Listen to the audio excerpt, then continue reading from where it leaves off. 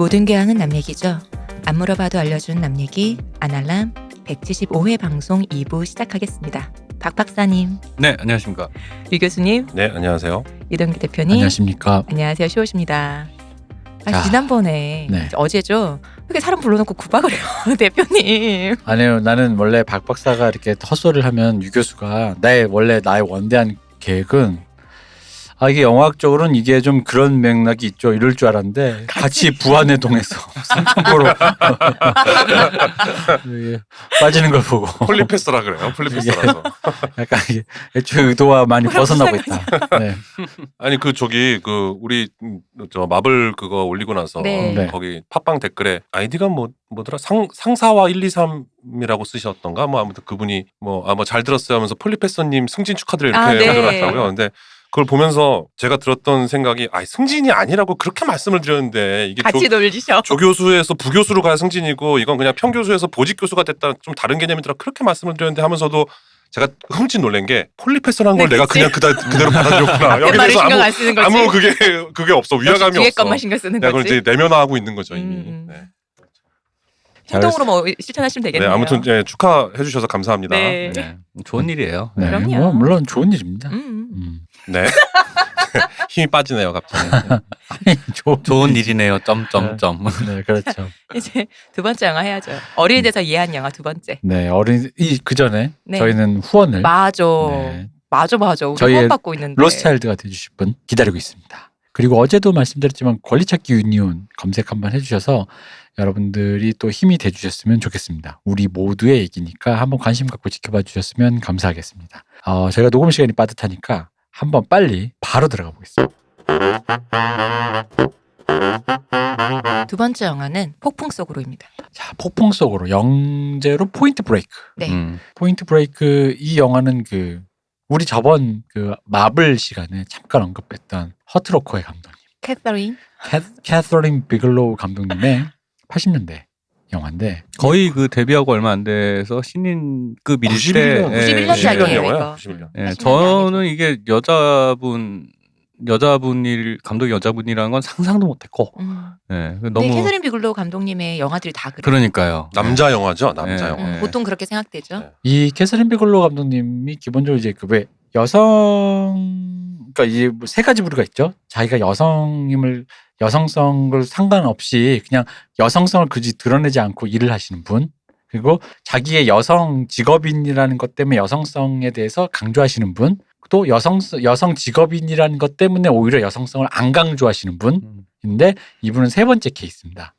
영화계가 사실 영화라는 건 진짜 개노가다잖아요. 육체 노동이랑 되게 크죠. 네. 육체 노동성이 크기 때문에 기본적으로 남성 여성의 문제가 아니라 물리적으로 일단 힘이 좀 필요한 그런 그렇죠. 좀 뭔가 노동의 현장인데 그러다 보니까 이제 아무래도 여성보다 남성들이 좀 참여도가 좀 높은 그런 게 많은데 그리고 이거는 편견으로 오해받을 수도 있는데 네. 제가 아는 선에서 그 영화판에서 오래 버텨서 결국 잘 되신 저의 여성 동료분들 있잖아요. 네. 다들 체격이 좋아요. 그죠. 그리고 체력도 좋아요. 체력도 좋고 네. 저도 그래요. 남자도 그래요. 남자도 네. 체력이 좋고 그러니까 약하고 좀 그런 친구들은 현장에서 많이 못 버티고 맞아요. 실제로 체력이 좋고 남자도 체격이 좋은 친구들이 또 그 현장의 기나긴 레이스들을 버텨내고 그 앞에 계시잖아요. 체격 좋고 영화 오래 했으네. 체격 좋고 체력 좋고 네. 타노스라고. 우리 유 교수만 봐도 바로 이런 사람이 영화하는구나. 탱커 네. 스타일. 실제로 캐서린 비글로우 감독도 덩치가 좋고 네. 그런데 이제 이분은 자신이 스스로 그러니까 내가 여자라는 걸 강조를 안 하신대. 왜냐면 그래야지 남자랑 동등하다. 근데 아마 제 생각에 그게 남초 중심의 옛날 영화판에서 스스로 이제 자리매김 하려면 오히려 그게 지금과는 좀 다른 분위기에서 그게 자기한테 더 유리했다고 생각하셨던 것 같아요. 그래서 오히려 여성 영화인이라는 걸 강조 안 하는. 그리고 본인도 찍고 싶은 스타일의 영화들이 또 그런 유다 그렇죠. 보니까 예, 더 예. 그렇지 않았을까 예. 싶기도 근데 해요. 이 영화를 보고 나서 이제 물론 좀 이따 얘기하겠습니다만 이 영화를 보고 나서 무슨 느낌이냐면 이 누나 저보다 남성 호르몬이 많아요. 왜냐면 알탕 영화야 다. 모든 영화 필모가 알탕 영화인데다가 맞아. 그나마 안 그런 게 이제 제로 다크 서티. 그렇죠. 그나마 여자 주인공인데 네. 웃긴 건 그런 거지. 그러니까 뭔지는 알겠어요. 그러니까 뭐냐면 내가 한때 그나마 어릴 때 테스토스테론이 가장 많이 분비되던 시절에 그 한 짧은 시기에 그나마 이해되던 감성 있잖아. 그 짧은 그 순간에 그 호르몬의 그 최대 분비량만큼의 그 상태를 영화 내내 유지해. 네. 평생 지금. 커리어 내내. 네. 그래서 보면서 이 포인트 브레이크도 보다가 그러니까 등장인물들이 영화 내내 약간 좀 업돼 있고 화나 있죠. 예. 그러니까 고도의 테스토스테론 네. 중독 상태인데 예. 그 아드레날린이랑 예. 이게 저같이 특히나 저같이 이렇게 방에서 이렇게 혼자 있던 애들에게는 뭐 저도 이제 남자다 보니까 아무래도 젊을 때는 그나마 이렇게 좀 그래도 그런 제 나름대로 그럼에도 불구하고 제가 보기엔 유교수 기준으로 보면 택도 없는 건데 혈기왕성한 시절 그 짧은 시간 아니면 도저히 이해 안 되는 감성으로 가득한 영화예요. 어제는 어렸을 때는 이 영화를 보고 그럼에도 불구하고 동경 있잖아요. 왜 남자들의 뭔가 어릴 때 사나이즘. 사나이즘. 그러니까 아직 사나이가 안 된 소년이 봤을 때 어른 남자는 멋져. 하게 되는 뭔가 거. 뭐 좀 뭔가 저런 게 어른 되면 뭐가 저런 게 있나 보다. 뭔가 왜 영혼 본색과 비슷한 시기에 개봉한 영화니까 그런 어른 형 남자들의 남자 뭔가 하는. 막 사나이즘 막 이런 영화라고 생각을 했고 나이 들어서 이제 좀 있다가 뭐 다 좀 다르게 보인 게 있습니다만 어쨌든 91년작 포인트 브레이크 캐서린 비글로우는 여성 감독님 네. 그리고 아카데미 최초의 여성 감독상이자 그걸 보유하고 계세요. 그리고 그 뭐라 그러지 제임스 카메론의 전 부인. 엑스 와이프. 엑스 와이프. 제임스 카메론이 캐서린 비글로우의 전 남편이죠. 아, 그렇죠. 그렇죠. 그렇습니다. 그럴 수 있어요. 실제로 예. 포인트 브레이크를 기획 제작을 제임스 카메론이 했습니다. 제가 그 얘기를 하시니까 저 또 문득 떠오르는데 네. 그 제가 이 영화를 어디서 봤냐면 그 서울의 그 송파극장이라고 네. 지금은 당연히 없죠. 송파구에 있어요. 예. 파랗건 오렌지족이었구나. 아, 거긴 그때 파랗군 아니었어요. 거기는 그 당시는 파권 아니었지. 근데 제가 이제 거기 그 동네 살 때 그 잠실여고 길 건너편에 송파극장이라고 뭐라 그러죠? 저기 동시상영관. 동시상영관이 있었어요. 제가 거기서 야한 영화 엄청 봤거든요. 거기 가면 야한 영화 2편 이렇게 틀어주잖아요. 아저씨들 막 그렇게 담배 피고 있고 막 쥐포 구워서 팔고 막 매점에서. 극장 안에서 저- 고추장 냄새 나고. 네. 그러니까 그런 그래요? 극장에서 옛날에 영문객잔 신영문객잔을 봤거든요. 네네. 임청완 나오는 거. 거기서 형들이 동네 날라리 형들이 야한 장면 보려고 무협지에 은근 노출이 있잖아. 네, 그러면. 그렇죠. 근데 딱 안 나오는 거야. 내내 안 나오다가 딱 한 장면 상의가 벗겨졌어. 임청완이었나 하여튼 배우였는데 그걸 건물의 석가래 같은 거기에 딱 걸쳐서 가려지게 딱 나온 네네. 거야. 그래서 가슴이 딱 가려지게. 그랬더니만 뒤에서 어디 단체 야유를 하는데 근데 아무튼 그런 시절이었다. 근데 그 송파극장에서 동시상영이니까 2편을 보여주잖아요. 네. 네. 근데 한 편이 터미네이터 2였어요. 좋은 영화만 듣고 터미네이터 2가 제임스 카메론이잖아. 그죠? 터미네이터 2를 보러 저는 송파극장을 갔는데 동시상영으로 폭풍 속으로를 보여주는 거야.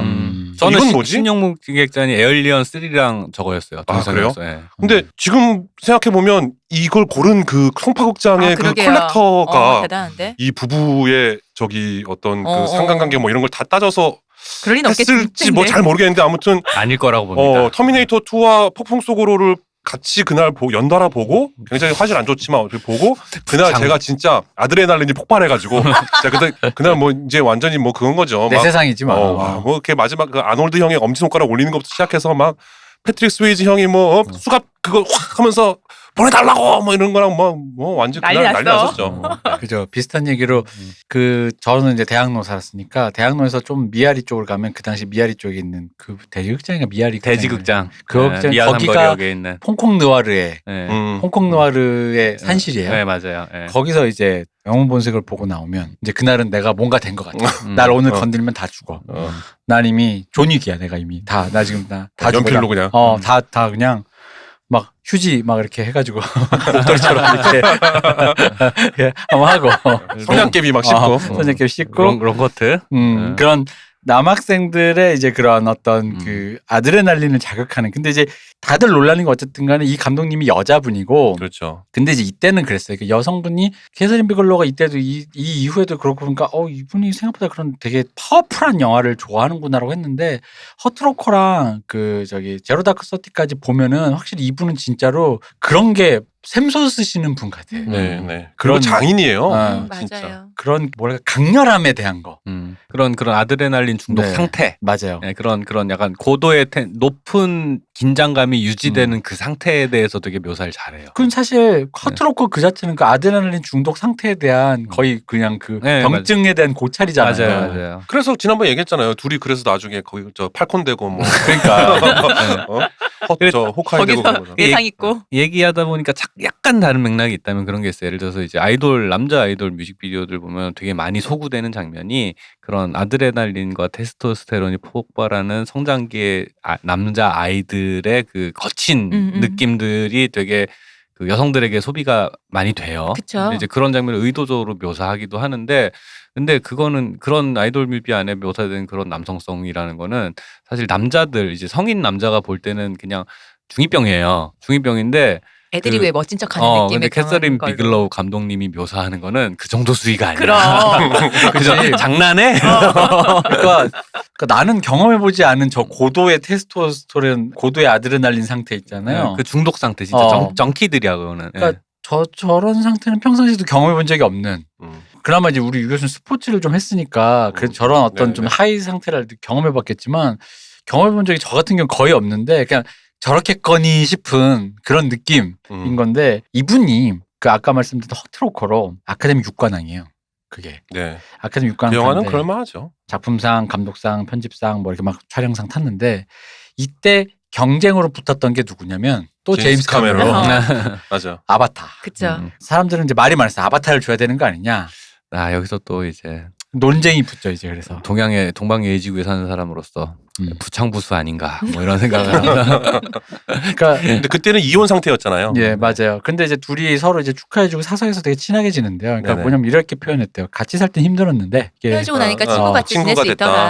네, 맞아요. 왜냐면 그런 얘기 들었어. 근데 이렇게 고도의 이런 상태를 즐거우고 사실 제임스 카메론도 굉장히 그런 쪽으로 좀 하이텐션 워커홀릭이고 되게 이렇게 몰두해서 뭔가 어. 하는 타입이죠. 그 현장에서 좀 이렇게 지랄맞이 네, 네. 팝콘 스타일이죠. 이렇게 그런 걸로- 악마견 약간 이런 네. 거 있잖아.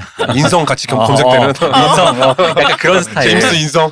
카메론 그 인사. 유명한 게 이제 제임스 카메론, 뭐 마이클 베이 뭐 이런 감독들 현장에서 악마견 뭐 네. 이런 거 약간 그런 스타일인데 그러니까 그 둘이 부부였으면 부부 싸움이 어땠겠는가. 여기 포인트 브레이크점 총을 꺼내서 동물 막 이런 거 있잖아. 벌컥하는 거죠. 샷건 꺼내는. 총도 샷건이야. 샷건이지. 권총 같은 거 아니야. 뭐 이제 그랬을 것 같은 약간 좀 그런 어떤 이 감독님은 워낙 너무 명감독이고 세계에서 유례가 없을 정도로 이례적으로 그러니까 이게 참 웃긴 게 이런 말하는 게 조심스러운 게 여성 영화인이 이런 영화를 찍는다라는 게 화제가 되는 게 조금 그렇긴 해요. 네. 그럴 수도 있지. 근데 사실 이분 이전에도 그렇고 이후에도 사실 거의 전례가 없으니까. 없어요. 그리고 앞으로도 쉽지 않을 거예요. 그리고 네. 그러니까 남성 감독이라고 해서 이런 식으로 꾸준히 이 피모에 이걸 영화를 찍을 수 있는 그러니까요. 사람이 없잖아요. 예를 들어 탕웨이의 남편이신 김태형 감독님 같은 분은 평생 이런 영화 안 찍더라. 가족의 탄생 탄생, 같은 거 네. 찍는 거지. 만추 이런 거 찍는단 말이야. 그 남자 감독도 이런 거 잘 안 찍어요. 그러니까 잘 못 찍어요. 어. 그러니까 그 정도 에너지를 영화 안에서 느껴지게끔 만드는 게 그게 보통 솜씨가 아니에요. 그쵸. 네. 다만 이제 이런 상태를 이제 어떤 시대가 세계가 이제 남성성이란 언어 안에 가두다 보니까 마치 남성의 전유물인 것처럼 이렇게 이미지화가 돼 있어서 그런 건데, 그러니까 그 부분을 좀 오해를 걷어주시고 그게 아니라 남성성이란 단어에 갇혀 있어서 그렇지 남성의 전유물이다 이게 아니라 이런 상태. 보통 이전 세대는 남성성이라고 이걸 이제 명명했었죠 보통은. 어쨌든 이런 류의 그 거친 어떤 그런 막 뭔가 피가 튀고 살이 튀고 뭔가 그런 거에 그런 상태를 굉장히 잘 묘사하는 그리고 그런 거를 즐겨 찍으시는. 명장이셔. 전 이분이 영화제에서 드레스 입고 나오실 때 깜짝 놀랐어. 좀 깜짝 놀랐어요. 나도 사실. 근데 검은색 나시 보통 그 현장 사진은 대부분 검은색 나시거든요. 아, 맞아요. 이 감독님은 그러니까 약간 뭘 이렇게 언뜻 보면 제니퍼 가너나 네. 그런 종류의 액션자라는 그 그죠. 여자 배우 느낌 네. 있죠. 그 터미네이터에서 그 저기 그 린다 누나, 해밀턴. 아니, 린다 이게- 해밀턴 누나가 근데 운동 계속 해가지고 린다 해밀턴은 애초에 프레임 자체가 원래 좀 작으신 분이잖아. 네, 네. 근데 이제 원래 좀 크신 타고나기를 기골이 아, 장대하시죠. 그렇죠. 맞아. 이분이 선조로 북구 유럽 계열이 노르웨이인가 그쪽 있답니다. 네. 바이킹의 피가 흐르시는 피가 흐르시는 거죠. 역시. 이게 왜냐면은 그 미국에는 스턴트 영화제가 있어요. 그래서 이제 스턴트맨, 스턴트워먼이 나와서 서로에게 이제 각자 잘한 올해의 스턴트 이런 걸 상을 주는데, 예전에 이제 제가 중계하는 거 한번 본 적이 있어요. 그러고 보면 거기도 이제 당연히 남성들은 수트 입고 여성들은 드레스를 입는데 이 스턴트 워먼이고 남자도 스턴트맨이다 보니까 수트가 다 터질 것 같아. 둘 다 진짜 터질 것 같아. 드레스고 수트고. 그래가지고 그분들은 사실은 옷을 안 입었을 때 제일 멋있는 분들이잖아요. 그죠. 네. 그래도 입고 나와야지 아, 시상식인데. 그래가지고 그때 당시에 이제 킬빌 때였어요. 킬빌 1 아. 때. 그래서 킬빌 1의 그 맨 첫 장면 있잖아요. 그 맘바, 블랙 맘바 이래가지고 네. 그 흑인 여성분이랑 우마 서먼이랑 우마 싸우는 그 서먼. 네. 애기 하교하기 전에 네. 빨리 끝내자. 음. 그 장면을 찍는 그 둘이 나와서 어쩌고저쩌고 얘기하는 게 있었어요. 근데 보는데 그 장면에서 실제 여배우들이니까 좀 이렇게 체구가 프레임이 아까 말씀드린 네. 체구가 이게 좀 마른 편인데 실제 배우니까 이게 근육질이다 보니까 네. 보통이 아닌 거야. 근데 캐서린 비글로가 사실은 그런 느낌. 웬만한 그 화면 안에 등장하시는 분들보다 약간 좀 뭐라 해야 되지 스케일이 한 1.3배 정도 되는 스케일이시죠. 일단 기본 체격이. 네. 그렇다고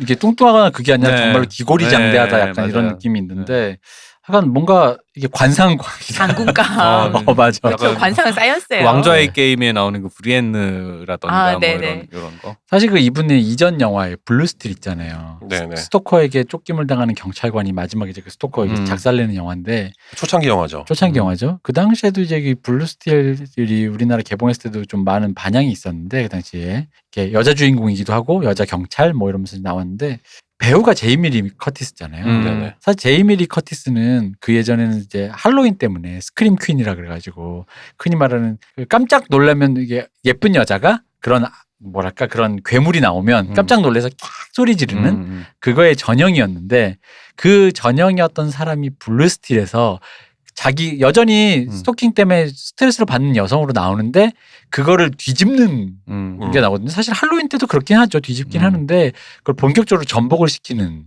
건데 제이미 리 커티스 그대로 이제 이미지가 좀 서서히 바뀌었는데 이분이 확실히 이제 그런 쪽에 대한 네네. 어떤 그런 이제 좀 집착 뭐랄까 어떤 영화관이 있어요. 그래서 그리고 되게 얼핏 보면은 약간 좀 보수적인 세계관 안에서 되게 그런 본인의 이제 미국식 사고방식으로 얘기하자면 약간 그 본인의 자위권 그런 성별을 떠나서 나를 위협하는 놈 내 손으로 조진다라는 그런 종류의 태도라는 게 사실은 뭐 오사마 빈 라덴 잡는 얘기는 하지만 제로 다크 서티도 네. 그렇고 네. 그런데 그 과정에서 자기가 느끼는 사람이 느낄 수밖에 없는 그 스트레스 그리고 위험에 대한 위험한 감각 그 위험에 대한 스트레스 이런 것들에 대한 감각 묘사가 너무 생생해요. 진짜 보면 같이 스트레스 받아 영화들이다. 그 블루스틸은 뭐 약간 다른 얘기지만 뭐 안 보신 분들이 이제 만약에 우리 얘기를 듣고 보신다면 그런 거에 집중해서 보시는 것도 재밌을 거예요. 그러니까 망원 렌즈를 쓰는 방식에 대해서 영화에서 이제 렌즈를 선택할 때 촬영 감독이든 뭐 감독이든 이제 어떤 장면을 찍기 위해서 렌즈를 선택하잖아요. 어떤 장면은 광각 렌즈 찍기도 하고 어떤 장면은 망원 렌즈로 찍기도 하고 하는데 망원 렌즈를 적극적으로 쓴다라는 게 어떤 건지를 블루스틸을 보면 아주 반복적으로 잘 드러내거든요. 그래서 망원 렌즈로 아주 가깝게 비클로즈업으로 계속 연속해서 찍는데 그게 포커스 심도가 너무 낮으니까 뒤에는 다 뭉개져요. 그리고 포커스를 맞춰준 아주 극소 부분만 화면 안에서 포커스가 딱 맞고 나머지 것들은 포커스가 다 날아간 상태에서 그것들이 이렇게 그 심도가 왔다 갔다 하면서 이제 들락날락 하거든요.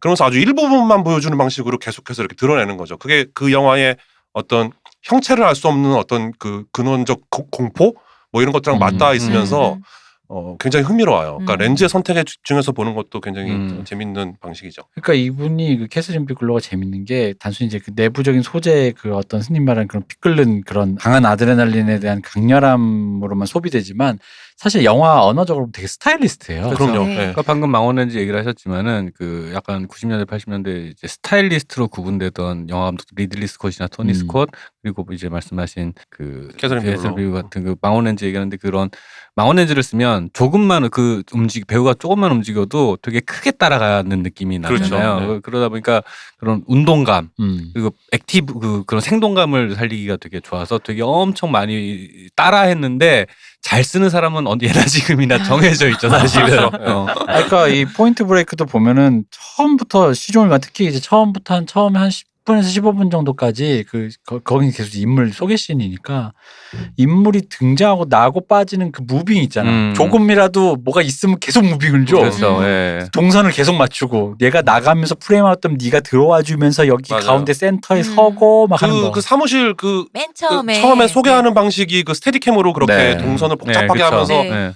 그걸 사람 계속해서 피했다가만- 쫓아가면서 그 원신 원컷 개념으로 이렇게 그래서- 뭐 손가락질을 하면 그 방향으로 카메라가 휙 돌았다가 맞아요. 뭐 이런 방식으로 아주 길게 보여주잖아요. 되게 흥미롭게 잘 그려주죠. 그래서 저는 어릴 때 사실은 저는 또 예술 영화충이던 사람이라서 과하다라는 생각을 했었어요. 그런 설정이 네. 카메라 무빙이 그러니까 그런 것들이 피곤하다라는 생각을 제가 하긴 근데 했어요. 지금 봐도 피곤한데 네. 제가 이걸 요즘에 오히려 옛날 영화 요즘에 이제 심심하니까 옛날 영화를 이제 보다가 너무 비슷한 걸 발견한 거예요. 그러니까 이게 영화적 전통이라고 느꼈던 게 네.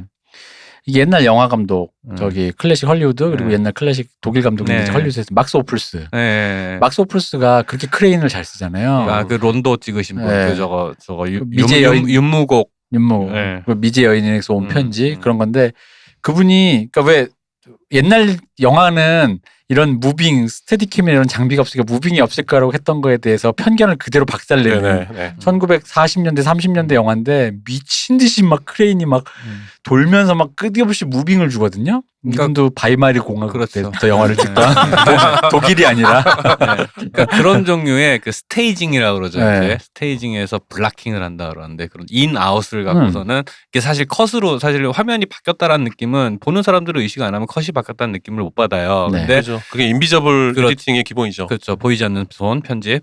보이지 않는 손은 경제 용어구나. 어쨌든 근데 그런 거를 좀 더 세련되게 하는 게 이게 사실은 둘 다 좋은 방식이야. 우월인 관계는 없는 건데 90년대 어떤 분위기가 있었냐면 컷 없이 인아웃을 시켜서 그 지루함을 안 주는. 네네네. 근데 그거의 극단적인 막스 오필스 같은 경우는 그때는 이제 렌즈라는 게 선택의 폭이 좁았으니까 움직이면서 그 안에서 블락킹을 짜서 인아웃을 주는 그런 거는 사실 타르코프스키도 했던 거고 근데 그걸 망원에서 해버리니까 정말 빠르고 생동감 있게 쑥쑥쑥쑥쑥 하면서 엄청나게 그것도 또 컷도 엄청 편집을 빠르게 하잖아요. 네네네. 그러니까 정신이 하나도 없는 거야. 그러니까 이게 영화적 전통이 막스 오플스가 그걸 좋아했고 오소널즈가 터치 오브 이블에서 네네네. 그 유명한 등장씬에서 그 크레인을 따라가면서 음. 그렇게 했고 그러니까 이게 그런 전통이 있었던 게 이제 이 당시에 또 한번 부활했던 거죠. 이렇게 뭐 그러니까 그런 걸 해보고 싶은 게 이제 감독들의 나도 영화 감독이 되면 저거 한번 해봐야지. 막 그죠. 그 인물의 네. 블락킹 되게 복잡하게 짜고 카메라 블락킹으로 막 들락날락하면서 컷 없이 네, 컷 없이 한 5분짜리로 막 한 씬을 조져놔야지 뭐 이렇게 찍어봐야지 했던 게 살인의 추억에 보면 봉준호 그렇죠. 감독도 예, 거기서 논두렁 씬에서 이렇게 그런 거 한번 하죠. 그런 장면에 대한 로망이 있어요. 그러니까 그런 호흡을 끊지 않고. 왜냐면 그게 시네마틱하니까. 그러니까. 예. 맨 처음에 이거 보면서 이번에 다시 보면서 다시 보니까 이게 서퍼 장면 되게 많이 나오잖아요. 네. 그리고 스카이 다이빙도 하고 네. 그러잖아요. 근데 촬영 감독님 진짜 힘들었겠다는 생각이 드는 거예요. 진짜 개노가다였겠다. 그러니까 이제 여러분들이 영화를 보실 때 와. 저 장면 진짜 힘들었겠다. 저 배우 진짜 힘들었겠다라고 보는 진짜 장면의 배우 대부분은 말고. 진짜 촬영 감독이 진짜 힘든 거예요. 촬영 감독 네. 진짜 힘들었겠다는 네. 생각이 드는 거예요. 진짜 위험하기도 하고. 서핑 장면이 되게 오래 나오잖아요. 네. 많이 나오고 그래서 와 정말 노가다였겠다. 네. 그러니까 그런 이제 캘리포니아 배경의 영화들 뭐 스케이트보드 나오고 뭐 자전거 나오고 뭐 오토바이 뭐 그런 뭐 패러글라이딩 뭐 그쵸, 그런 이런 것들. 익스트림 스포츠 네. 묘사하는 이런 것들이 그 나름 이렇게 그런 영화들 꽤 있었어요. 옛날에 무슨 그 퀵실버 네네. 퀵실버 같은 영화라든가 뭐 그거 말고 이제 쏠쏠하게 히트했던 영화 중에 막 스케이트보드 타고 다니는 그런 뭐 많았는데. 이런 우리나라에 많았죠. 태풍 태양도 있었고. 네, 그런 식의 있는데 뭔가 이 폭풍 속으로가 뭔가 그걸 갖다가 메이저 씬에서 이제 집대성한 맞아요. 느낌이 좀 네, 있어요. 네. 이렇게. 그건 사실은 B급에서 많이 다루던 네. 그런 소재거든요. 네. 근데 진짜 이게 촬영 이게 사실 게다가 그냥 그거는 예를 들어 스케이트보드나 이런 것도 힘들긴 하지만 지상이잖아요. 네. 이건 물이잖아요. 그니까요. 네, 그러니까. 그러니까 이게 게다가 이제 또 파도를 타야 되니까 파도가 자연 환경이 받쳐줘야 되잖아. CG로 할 수 있는 게 아니잖아. 한두 번 했을 거 아니잖아. 이거 진짜 많이 찍었겠다. 예를 들어 야마카시라든가 스케이트보드는 어쨌든 코스가 있으면 그걸 배우가 반복을 하면 되는데 이거는 파도가 일단 와야지 그림이 나와야 조건 그 그림을 무사히 올라타서 안착을 해야 그 그림이 나오는 건데 게다가 또 이 당시는 디지털도 아니잖아. 막 네. 찍을 수 있는 게 아니잖아. 필름으로 한정된 자원으로 정말 기다려서 근데 보다 보고 너무 놀란 게 지금보다 너무 잘 찍었잖아요. 네, 그렇죠. 아니 필름으로 저거 보면 저 때와 시를 기다려서 이 모든 것을 저걸 찍어냈다라는 게 그런 왜 어릴 때 이제 외국 이미지 하면은 그런 서핑하는 거 이렇게 찍고 그런 것들이 그런 찍는 것들에 대한 노하우들은 분명히 있었고 그런 클립으로 나눠져 있던 걸 영화 안에서 스토리 안에 녹여냈다. 뭐 네. 이런 거 솜씨들이 진짜 대단하다는 생각을 많이 했죠. 근데 그 진짜로. 서핑 장면 말씀하시니까 뭐 촬영 뭐 이런 얘기 하시니까 그 서핑 여러 번 나오는 서핑 장면 중에 그 맥주 파티하러 가가지고 네. 밤에 나와서 서핑하러 갈까? 한번 깜깜한 해가지고, 데서. 그게 일종의 통가을이 같은 거잖아요. 네. 그 밤 서핑이 워낙에 위험하니까 왜 우리 지금도 그 뭐 해운대니 어디 이렇게 가면 밤에는 그 못 들어가게 하잖아요. 그죠. 일몰 후에는 못 들어가게 하잖아요. 밤밥도 워낙 입수 금지. 위험하니까. 근데 그게 언제 생겼지? 나 초등학교 때 놀러 갔을 땐 밤에도 그냥 들어갔던 것 같은데. 들어가지 말라고 해도 들어갔죠 그때는. 아, 그랬나? 원래 못 들어가겠어요. 그랬군요. 말을 안 들어먹을 때니까 아. 그때가. 되게 즐겁게 놀았던 기억이 있어가지고. 그 밤 서핑 장면을 그 유일하게 밤 서핑이 그 한 장면이 나오거든요. 그 데이포 나잇 그 아닌가? 데이포 나잇이에요. 그죠. 우리 지난번에 데이포 나잇 얘기했었잖아요. 네. 그 낮에 밤 장면을 어둡게 렌즈를 그렇게 해서 어둡게 해서. 네, 앞에 이제 필터 같은 거 끼고 네, 현상도 되게 어둡게 하는 거죠. 예를 들면 예를 들자면 이제 현상에게 1분 동안 담궈야 제 밝기대로 현상이 된다면 30초만 담궜다가 빼는 거죠. 그럼 이제 색 발현이나 이제 밝기 발현이 절반밖에 안 된 상태로 이렇게 필름이 나오는 그 거죠. 씬 보면은 완전 밤보다 약간 새벽인가 어스름한가 싶은 정도 그거를 밝기잖아요. 이렇게 잘 보면 그래서 태양도 이렇게 보이고 그 물에 반영되는 그런 네. 이렇게 넘실넘실하는 윤술도 그것도 다, 보이고 그러니까 아침에 해 뜨자마자부터 찍은 거예요. 이렇게 정오의 태양이 아니라. 그래야죠. 다 위험한데. 안 보이면 못 찍으니까 위험해서. 그러니까. 안 보이면 안 찍히죠. 그러니까요. 네. 삼켜. 쩝쩝거리지 말고. 그리고 이제 밤에 정말 밤에 찍을 거면 뭐 전기 문제도 있고 그쵸. 뭐 여러 가지 이제 제작상의 문제도 있고 안전 문제도 있고. 그리고 파도가 있고 바다니까 그 뭐 조명을 치면은 그 조명이 반사되는 것도 뭔가 너무 어려울 것 같아요. 그 찍을 때. 그러니까 이제 뭐 찍을 거면 밤에 찍을 거면 그 수조 세트 같은 데 찍으면 찍을 수는 있어요. 네, 뭐 불가능한 건 아닌데 뭐라 그럴까 그냥 굳이.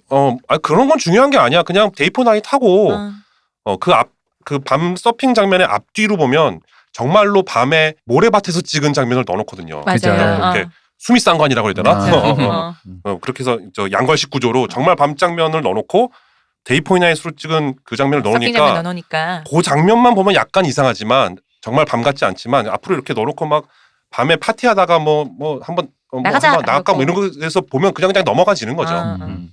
촬영이 약간 스포츠 왜냐면 이게 옛날에 우리 그런 얘기 한 적 있잖아요. 촬영 감독 중에 옛날 그러니까 촬영이라는 걸 업으로 삼는 직업은 많아요. 네네. 사진 작가, 뭐 영화 촬영, 동영상을 촬영하는 사람도 영화만 있는 게 드라마 뭐 많잖아요. 네네. 광고 뭐. 광고 뭐 많은데 그 중에서 최고봉의 레벨이 스포츠맨 촬영 감독이 그 기계 숙련도에 일한 즉흥적인 기계 숙련도에서 최강이라 그러잖아요. 그거는 그러니까 스포츠 중계 카메라. 그죠, 중계 카메라. 네.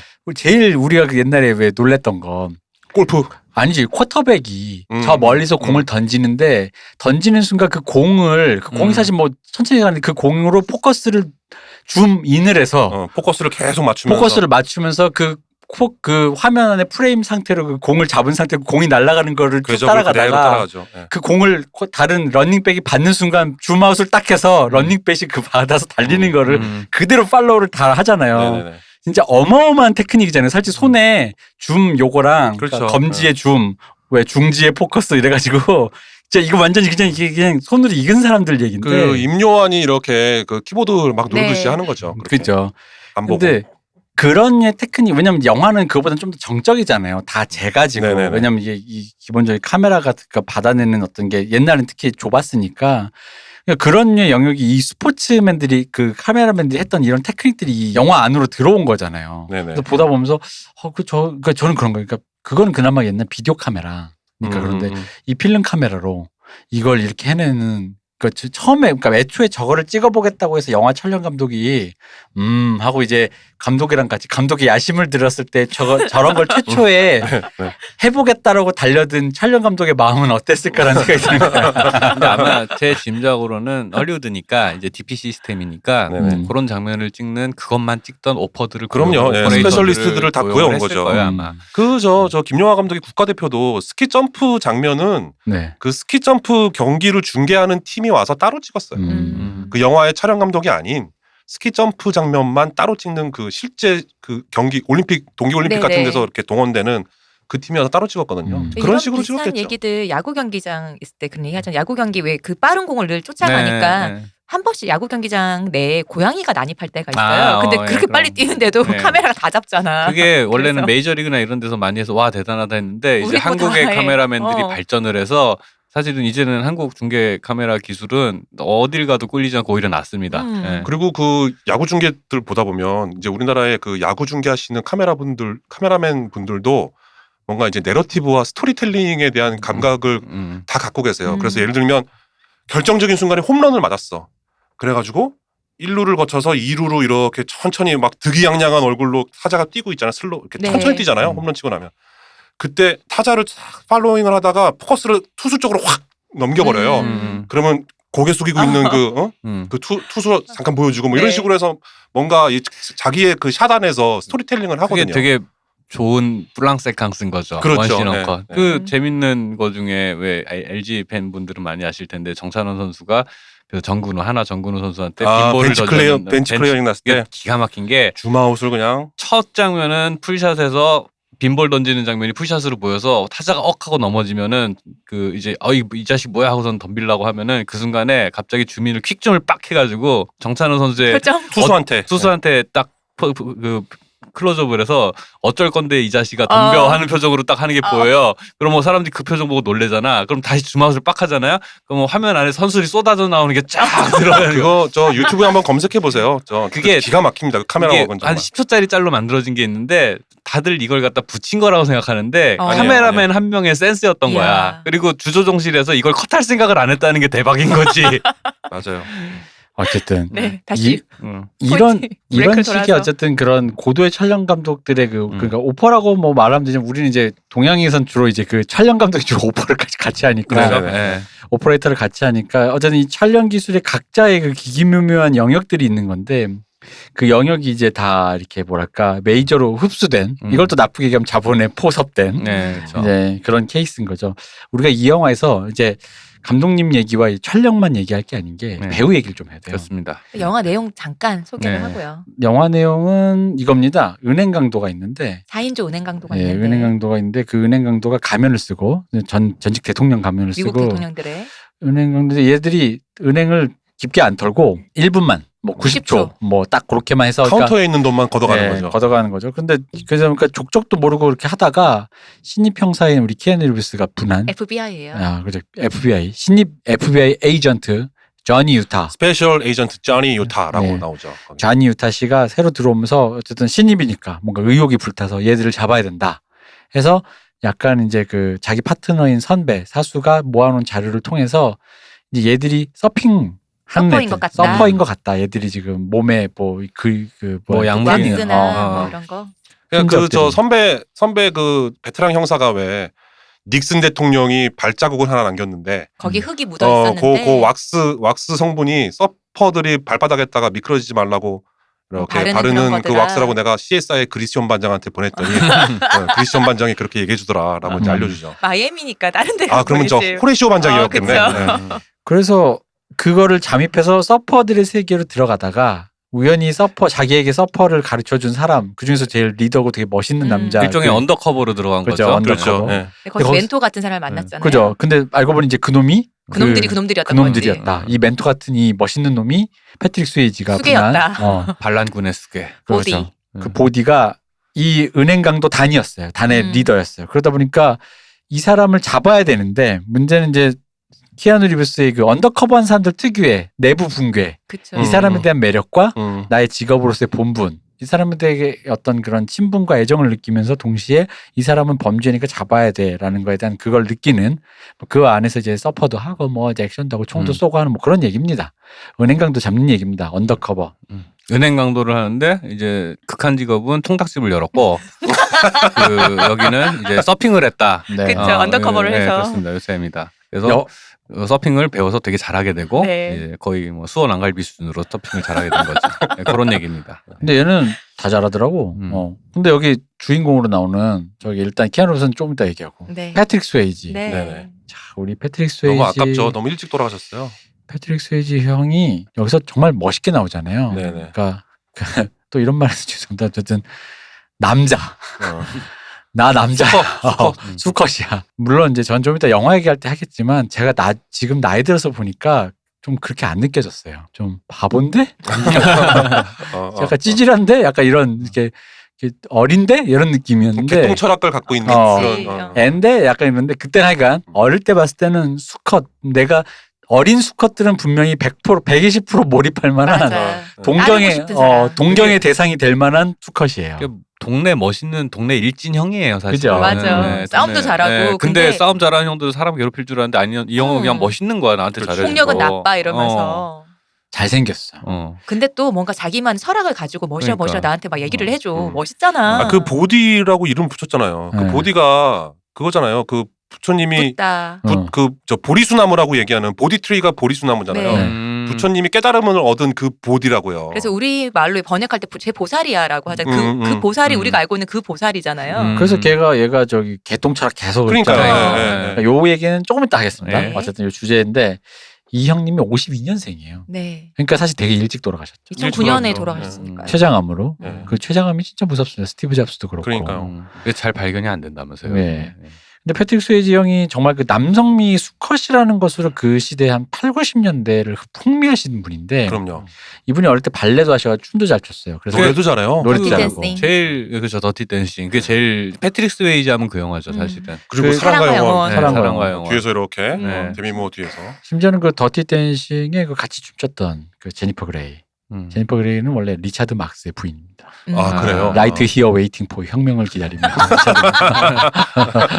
그 사실 리차드 막스 우리나라에서 최근에는 그 공항에서 그 저기 뭐야 그 공항 그 비행기 진상 네. 그 찍어서 올린 그 맞아요. 영상 때문에 어.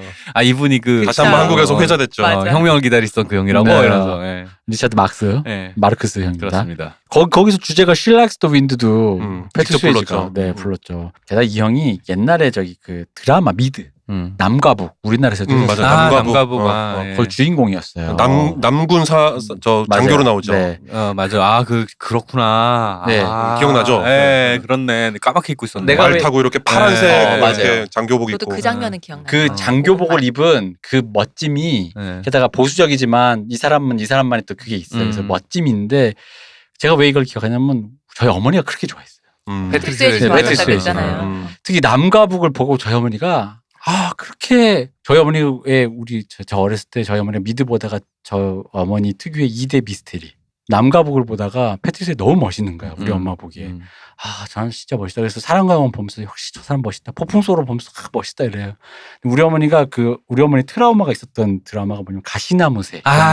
그 신부님이 누구랑 사랑을 하게 돼서 이렇게 파괴하는 거죠. 네. 파괴를 하고 파괴가 속세로 맞아요. 다시 돌아오는 거죠. 환속하시는 한속하신 얘기. 그 얘기인데 그걸 보는데 저희 어머니가 좋아하시다가도 그 신부라는 게 이렇게 걸리셨나 봐. 약간 계속 보면서 현타를 맞으신 거야. 응. 약간 이렇게 그러니까 좋아하시다가도 그랬는데 남과 북은 되게 좀 몰입을 많이 그 하셨어요. 남과북이 그 제 기억이 맞으면은 그 남북 전쟁 때 그 미국 남북 전쟁 네. 그 얘기잖아요. 그 네. 어릴 때 되게 심야 시간에 맞아요. 하던 그거잖아요.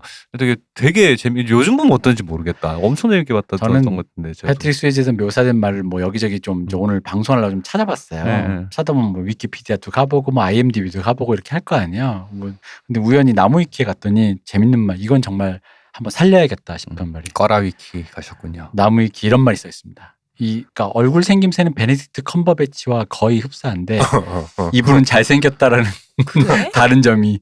근데 그 말을 듣고 보니까 프레임이 비슷하구나 생각해 보니까 프레임이 비슷한데 잘생긴 프레임으로 괜찮아요. 베네딕트 컴버배치는 잘생김을 잘 연기하니까. 그쵸. 네. 네. 약간 그 말에 나 잠깐 전혀 생각 못 했다가 닮았다고 지금도 좀 그러니까 생각이 안 나도. 드는데. 여기서 아니, 웃긴 거는 베네딕트 컴버배치 잘생김을 닮긴 닮았네.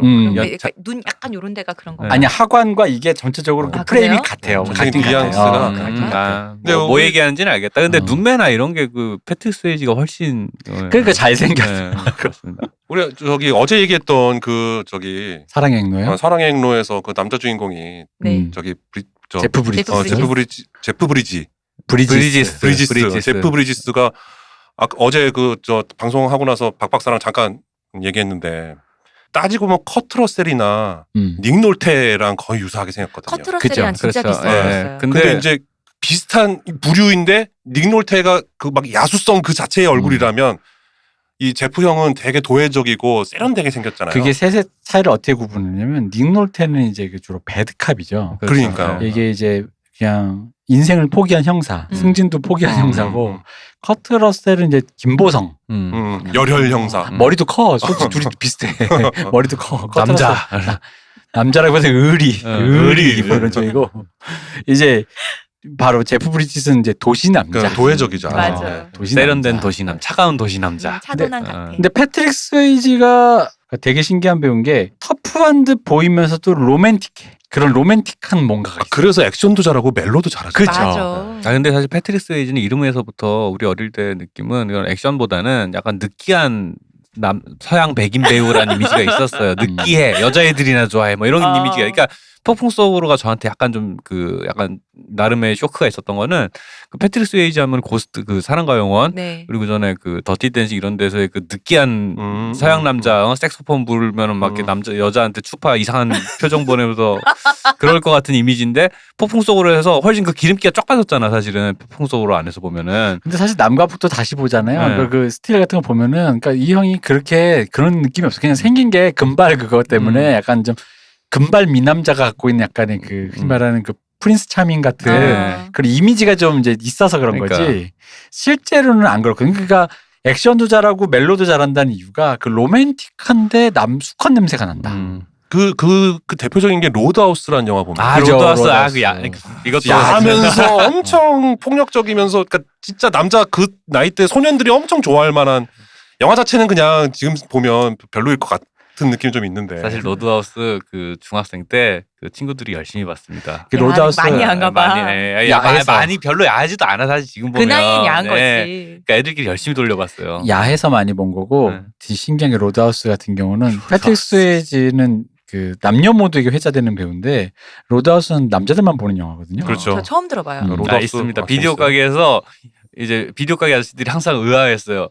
이게 왜 자꾸 나와요? 이 패트릭 스웨이지는 중학생들에게 좀 허용된 유일한 야동.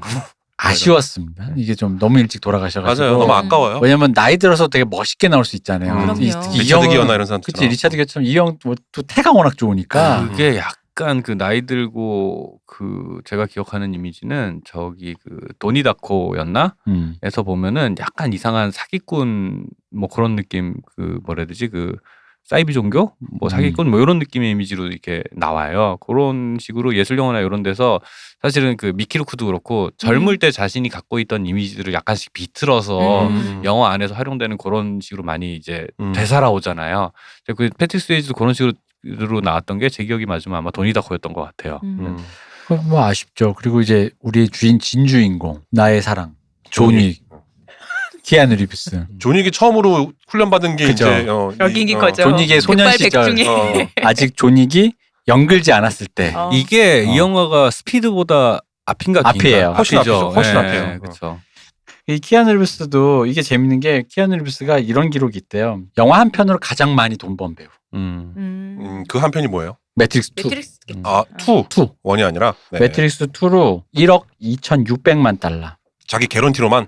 그죠. 그러니까 개런티와 런닝 개런티를 다 합쳐서 1억 2,600만 달러인데 우리나라 돈 그러면 천억 1,000억이 넘는 거죠. 뭐 한 2,000억 가까이 되는 거 1억 2,000억 가까이 6천이면. 되죠. 한 1,500, 600억 되겠죠. 갑자기 방송하기 싫어. 근데 막 노숙하고. 근데 노숙이라는 말은 근데 약간 루머랍니다. 와전된 아. 거예요. 그러니까 그냥 소탈하게 집을 굳이 안 사고 왜 헐리우드는 왜 그 헐리우드 그 원서 오브 타임에 있는 헐리우드에서 나오는 그런 헐리우드 위에 동산에 네. 있는 그 대저택 네. 그런 걸 안 사고 그냥 호텔에 살고 그러니까 자기 소유가 별로 없는 차도 그 뭐 이렇게 걸어 다니고 오토바이 좋아요. 오토바이 좋아하고 그러니까 그냥 제가 늘 얘기하잖아요. 이게 라이더들 중에 못난 사람이 없다고. 아니 그 정도 그 아, 가격대 자기 소유의 오토바이 회사가 있어요. 제작 맞아, 회사. 맞아. 그 정도 돈이 있는 사람이면은 노숙에 가까운 거예요. 그 생활은. 아 근데 그 사람이 실제로 저 무슨 재단 같은 거 많이 만들어서 맞아요. 무슨 심장병 어린이 돕기 재단 뭐 이런 거 음. 있잖아요. 그런 것도 많이 하고. 이 형이 이게 좀 인성이 좋아가지고 그러니까 이 형이 기본적으로 이렇게 약간 자유로운 영혼 예술가 그리고 약간 불교 부디- 니들부터 찍었잖아요. 아니 실제로 우리나라에서 불교 TV 돌리다가 깜짝 놀랄 때 있어요. 키아누 리브스 리차드 기어 나와서 혼자 강론해요.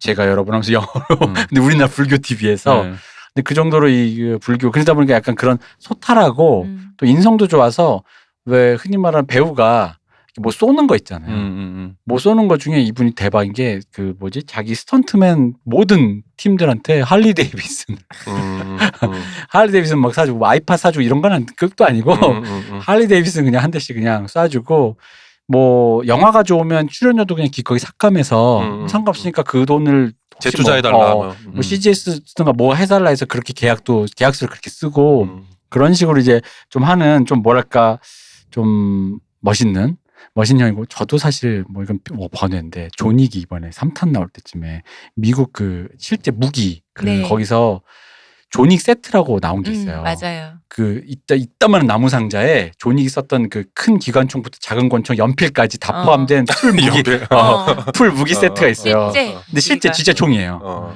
그래서 그거가 존윅 키트네요. 존윅 키트죠. 맞아요. 당연히 우리나라에서는 돈 있어도 못 사요. 들어올 수가 없죠. 너무 갖고 싶은 거야.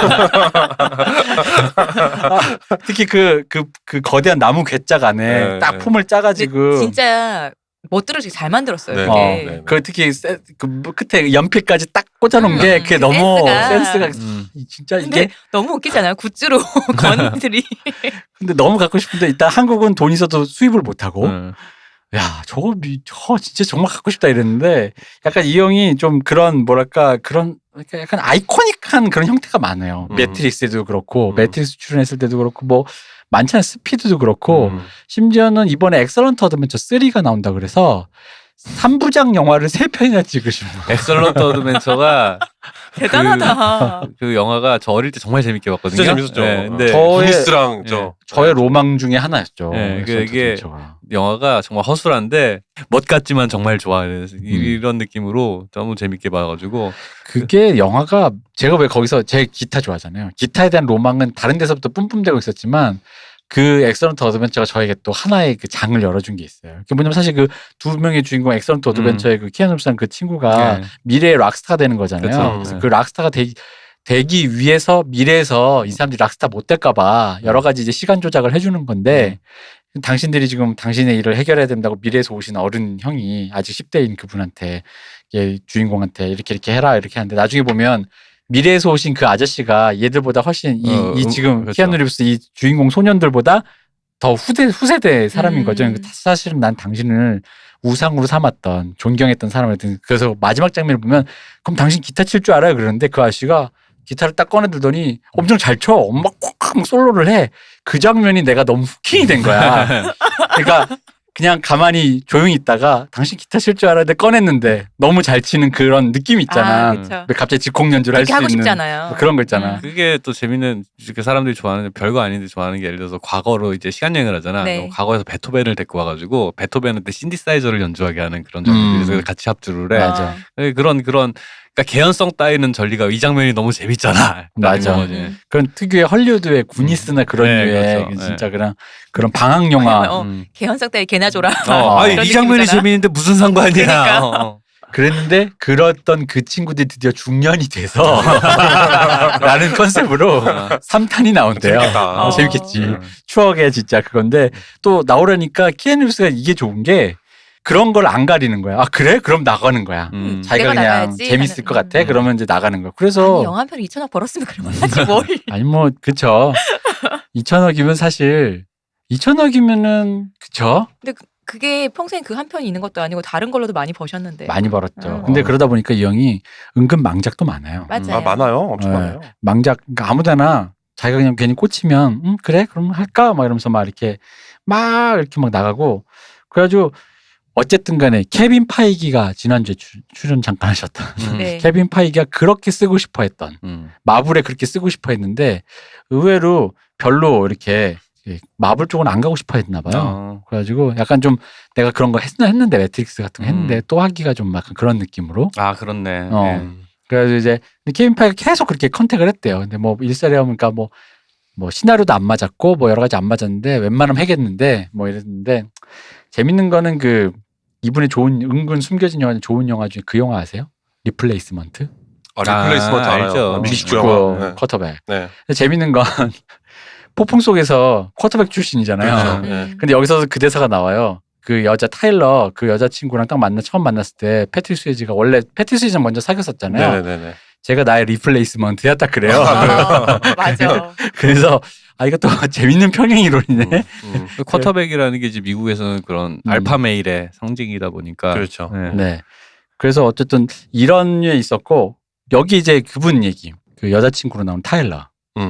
그 뭐랄까 로리 패티.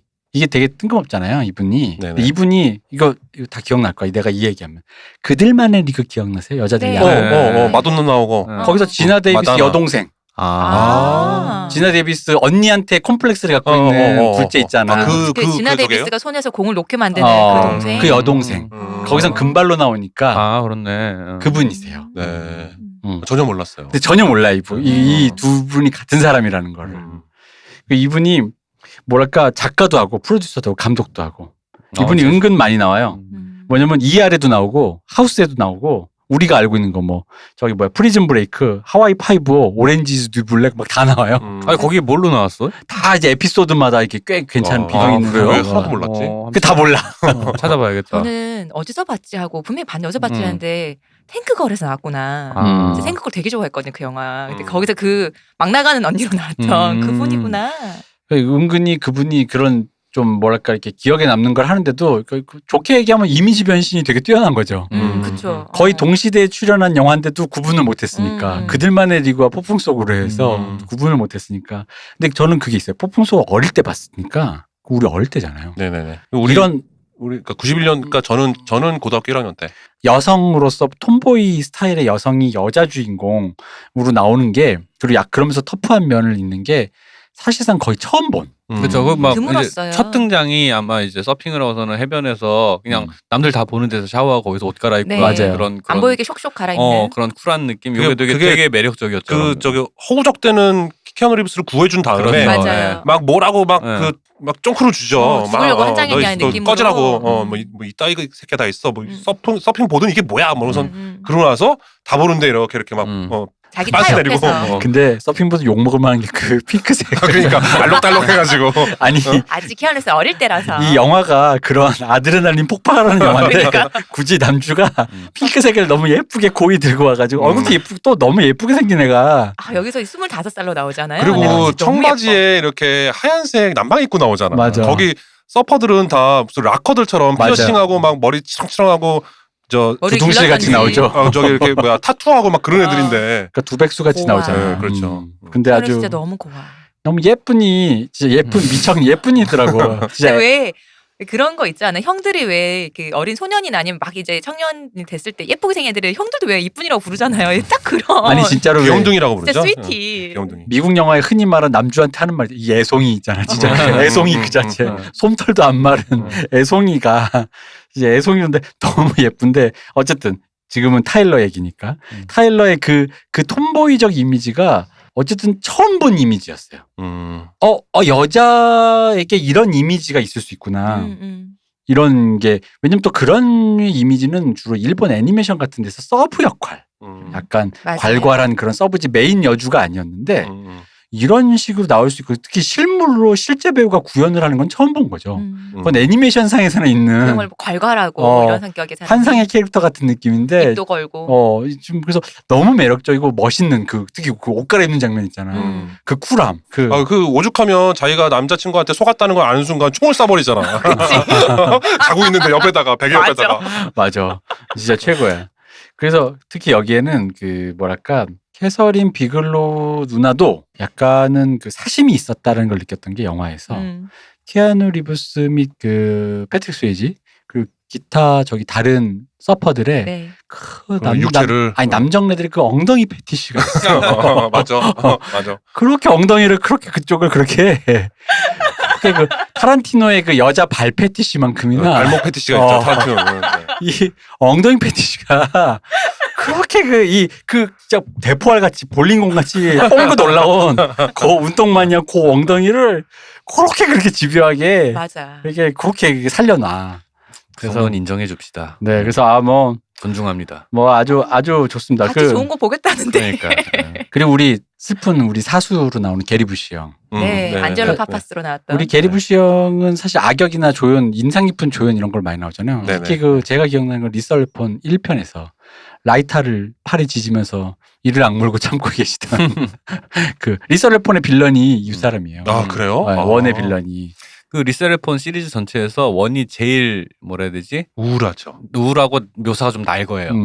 그렇지. 그래서 맞아요. 조금 약간 어린 마음에 보면 정제되지 약간, 않았죠. 예, 네. 어린 마음에 보면 약간 충격받는 정서거든요. 왜냐면은 리서레폰을 지금 보면 그게 거의 감성이 뭐랑 같냐 람보 원이랑 네, 같아요. 맞아요. 그러니까 퇴역 군인들이 PTSD에 시달려서 우울증에 걸린 퇴역 군인이 이제 경찰에 적응해가는 얘기거든요. 원이 터지고 나니까 2, 3가 되게 대중적이 되고 맞아. 소프트해졌는데 원은 되게 레어예요. 그래서 게리 부시가 그 조커 같은 역할이었어요. 네. 그러니까 자기는 그런 군인이니까 더 사회를 그렇게 불안정하게 만들려고 테러 비슷하게 하는 거고 그런 식으로 해. 그러니까 반대말인 거죠. 근데 이제 그래서 멜 깁슨도 같은 증상의 군인인데 약간 경찰에 그런- 투실한 거고. 그런 느낌인데, 그러니까 전체적 설정 그 밑에 깔린 거는 그런 거죠. 이제 그런 식으로 해서 되게 우울한.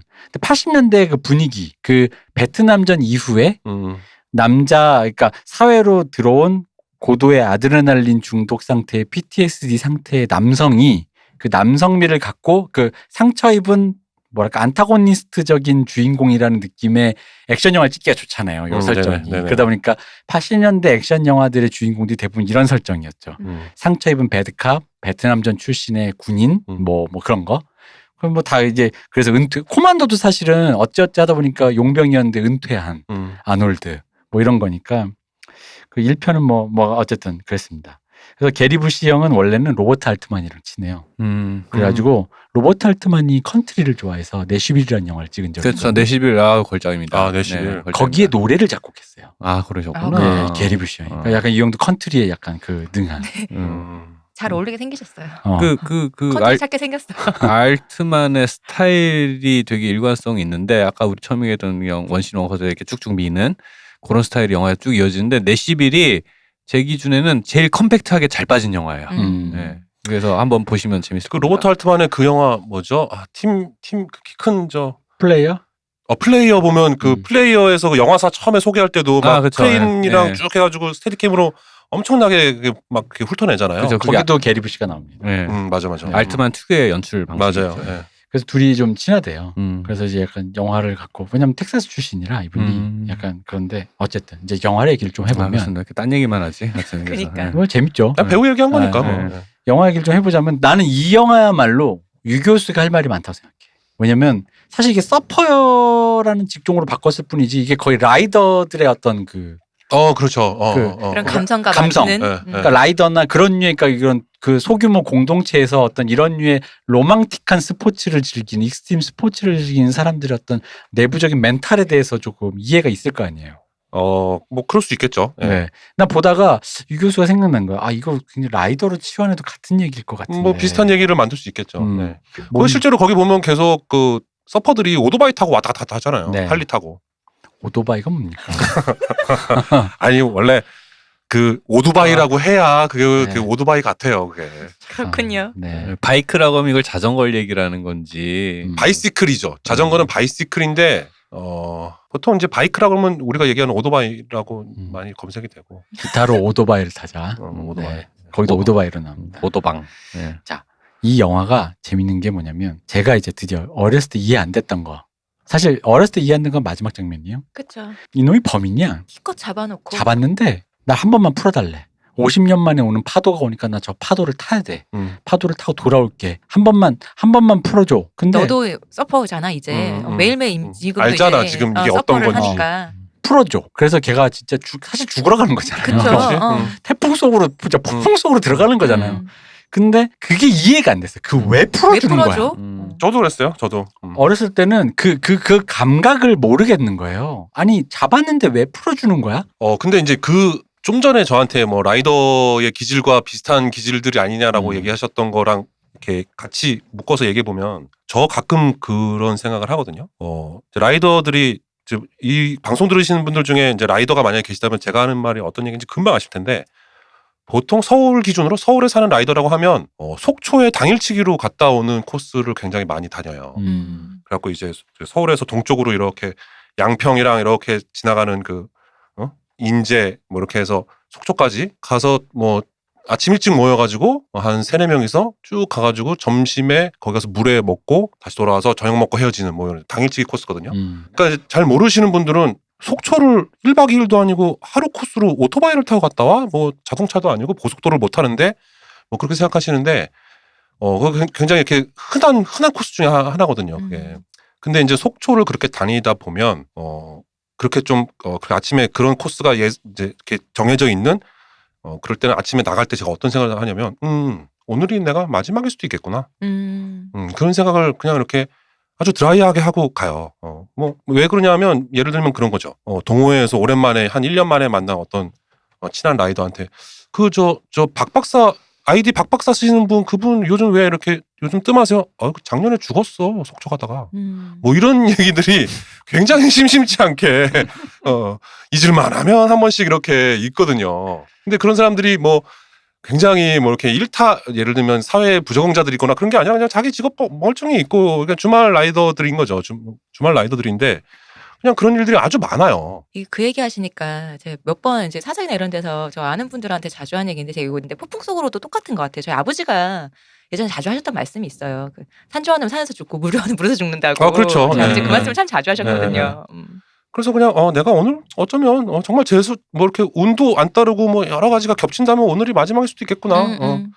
뭐 잘 갔다 와야지. 그만큼 위험성이 있는 거니까. 그걸 내가 인지하고 가는 거잖아요. 근데 한편 그걸 다시 얘기하면 그래도 할 수 없지. 혹은 그럴 수도 있지. 근데 지금 말씀하시는 그게 딱 그 극 중에서 보디가 갖고 있던 그 그렇죠. 얘기잖아요. 그 일당들이 그런 얘기 하잖아. 좋아하는 걸 하다 죽는 거는 비극이 아니야. 그러니까 그 딱 그런 정서거든요. 그게 사회적으로는 되게 용납이 좀 어려운 감정이기도 한데. 저 미쳤나 봐 싶잖아요. 그러니까요. 어쩌고 하면서. 아니 왜 멀쩡한 직업 갖고 있는 사람이 왜 오토바이 타고 가다가 길에서 객사해? 사지가 갈갈이 찢겨가지고 뭐 그렇게 생각해 쉬운데 사실은 그 세계 안에 있는 그래서 내가 이걸 굉장히 내 인생에 굉장히 중요한 부분을 갖고 있는 사람들은 뭐 그렇게 가는 것도 나쁘진 않지 뭐 이런 생각이 있는 거죠. 요거를 다르게 치환해 보면 요 감각을 좀 쉽게 얘기해 보면 흔히 말하는 로망이라고 표현하는 어떤 감각이란 말이에요. 그러니까 이게 실질적으로 만약에 그러니까 그 일상생활로 치환을 해보면 아무런 부가가치를 생산하지 않는 굉장히 하등 쓸모없는 어떤 일에 굉장한 몰두를 하고 있고 그것이 어떤 자기의 삶의 자기의 어떤 영혼의 일부분을 거기에 의탁하고 있는 어떤 것, 그 로망이라고 하는데 여기도 사실 그런 거죠. 그게 내 로망이었어. 50년 만에 돌아오는 폭풍에. 그렇죠. 타보겠어요. 근데 보통 사람들은 그 라이딩이라든가 아니면 뭐 서퍼도 그렇고 그러니까 그때만 가지고 있는 취미인데 이 사람은 일단 서퍼가 취미가 아니잖아요. 이거 자체가 삶이잖아요. 인생의 목표죠. 그렇죠. 그러니까 삶으로 그 포인트 구도행위고 그 말 그대로 포인트 브레이크를 찾아서 계속 전 세계를 돌아다니는 사람이잖아요. 근데 남들은 사실 그러니까 서핑하는 정도가 로망이 돼야 되는데 이 사람은 그게 삶이니까 또 다른 로망. 그러니까 그 파도를 찾아가는 게 로망인 거잖아요. 근데 사실은 이제 로망이라고 표현하는 게 이제 이게 그런 게 그게 그냥 취미로 그냥 잠깐 와서 하면 그건 로망이 아니라 레저야. 거기엔 그러니까 진짜로 왜 그게 몰두한 사람들이 그런 얘기 많이 하잖아. 너희들은 로망이 없어. 그냥 예를 들어 그런 거 동호회 같은 데 가면 다 비슷해요. 그러니까 예를 들어 그 좀 몰두하시는 분들이 그냥 취미로 와서 뭐 무슨 그게 하다면 DSLR 동호회든 뭐 라이더가 됐든 뭐가 됐든 로망이 없다 그거야. 근데 로망이란 걸 다른 말로 표현하면 전 이제 이런 생각도 해요. 지향성이라고 생각해요. 내가 여기서 뭘 추구하는 게 있어야 돼. 추구 그게 뭐가 됐든 뭐 하다못해 뭐 어느 뭐 DSLR 동호회인데 나는 그날의 그 빛을 찍어내고야 말겠어 같은 그런 추구하는 바. 근데 이제 실제 세계에서는 일반인은 내가 뭐 그걸 밥을 먹고 살 것도 아닌데 라고 하면서 이제 끊어버리죠. 근데 실제로 근데 여기서 보면 아주 로망은 밥을 먹고 사는 거랑 아무 관계가 없어요. 그래서 은행 털잖아요. 그죠.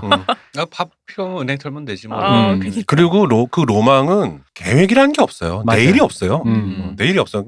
제가 그 말씀드리니까 생각이 나는 또 에피소드가 뭐냐면 진짜 아침 일찍 모여가지고 그렇게 막 속초도 가고 막 어디 막 춘천도 가고 해갖고 뭐 점심도 먹고 저녁을 먹고 이제 헤어지면 되는 거예요. 다 저녁까지 먹었으니까 모이는 장소는 하나로 정할 수 있지만 집은 다 이제 각각이니까 이제 저녁 먹고 나면 풀풀이 흩어지거든요. 근데 저녁을 먹고 났더니 한 7, 8명 됐는데 그 중에 한 3, 4명이 저 야간 라이딩 한 바퀴 더 돌아야지 뭐 그러는 거여서 그 중에 한 명이 뭘 또 타. 저 피곤한데 내일 타 내일. 그날이 토요일이었거든요. 그러니까 내일이 또 있으니까. 그 중에 한 명이 어떤 아저씨가 라이더한테 내일이 어딨어? 집에 가다 죽을 수도 있는데. 뭐 이런 말을 우스갯소리로 집에 가다 죽을 수도 있잖아. 내일이 어딨어? 오늘 타 그냥. 뭐 이런. 그러니까 이게 어떤 순수한 어떤 그 로망의 세계로 들어가면 내일이라는 건 없다는 거죠. 지금 그죠. 당장 해야 되는 거지. 지금 당장. 그래서 그걸 깨기 위해서 어른들이 하는 말이 이제 요럴 때 특히 사고 났을 때 하는 말 그게 뭐라고. 그러니까 그 안에 완벽하게 자기가 원하는 그러니까 자기가 찾은 거죠. 자기한테 맞는 자기가 네. 완전히 고양이 돼서 느끼는 그 충족감이라는 거는 내가 삶을 잘 살아서 삶을 잘 일구어서 아이도 잘 키우고 좋은 사람이 돼서 큰 거로는 절대로 채워질 수 없는 무언가예요. 그러니까 열정 자체에 대해서 가지게 되는 그 순수함. 네, 생기는 그러니까 거지. 그게 뭐 열정이든 뭐 열정은 나중에 그거에 꽂히니까 나오는 거기도 하고, 그냥 거기에서 완전히 뭔가가 그러니까 잃어버린 내 자아를 여기서 찾은 거야. 그죠. 그러니까 그 고향감이라는 거는 아무도 모르고 옆에서 볼 땐 그냥 거기 있는 건데 자기만 느끼는 거예요. 그치. 그건 자기만 그러니까 느끼는 옆에서는 거. 이해를 못 해주죠. 네. 근데 그게 진짜 아무것도 아닌데 그 순간으로 왜 그 순간은 그냥 그 순간에서 그냥 사라지잖아요. 그러니까 다시 자꾸 거기 찾아가는 건 거야. 그리고 신기한 건 물론 아닌 경우도 있어요. 로망에는 여러 종류가 있는데도 불구하고 이상하게 그 여러 로망 중에서 이상하게 회자되는 게 부가가치가 생성이 안 되는 쪽에 더 뭔가 가치를 이렇게 로망적으로 포커싱을 많이 해. 하등 쓸데없는 짓일수록 왜냐면 항상적이지 않은. 그러니까 무슨 얘기냐면 로망이랑 여러 개 있어요. 그러니까 어떤 사람은 그러니까 예를 들어 가족을 건사하는 게 로망일 수 있잖아. 그렇죠. 예. 그래서 나는 뒤에서 조용히 있더라도 아유 애들이 커가지고 이제요. 그렇죠. 하는 거 로망이야. 또 대부분 사람들이 그렇게 살죠. 근데 이제 그게 로망이라도 그거에 이제 라기보다 이런 식으로 내일이 없는 느낌으로 아무것도 생산하지 않는 그것에 그러니까 아무것도 그것이 실질적으로 삶에서 어떤 것도 생산해 물질적으로 어떤 것도 생산하는 그 제로의 영역인데 거기를 몰두해가는 그 약간 이상한 위어드한 그런 에너지 있잖아요. 사실은 우리가 로망이라고 부르는 건 거의 좁혀서 말하면 다 여기에 대한 얘기거든요. 그 좁은 사실상 바깥에서 보면 그게 뭐라고라고 말로 치환되는 아무것도 없는 공간. 그 안에서는 아무도 모르지만 나는 느껴. 완벽한 질서가 잡혀있는 이 완벽한 세계가 아주 잠깐 나한테 왔다가 사라져요. 왔다가 사라지는데 진짜 나를 방출하는 느낌이랄까.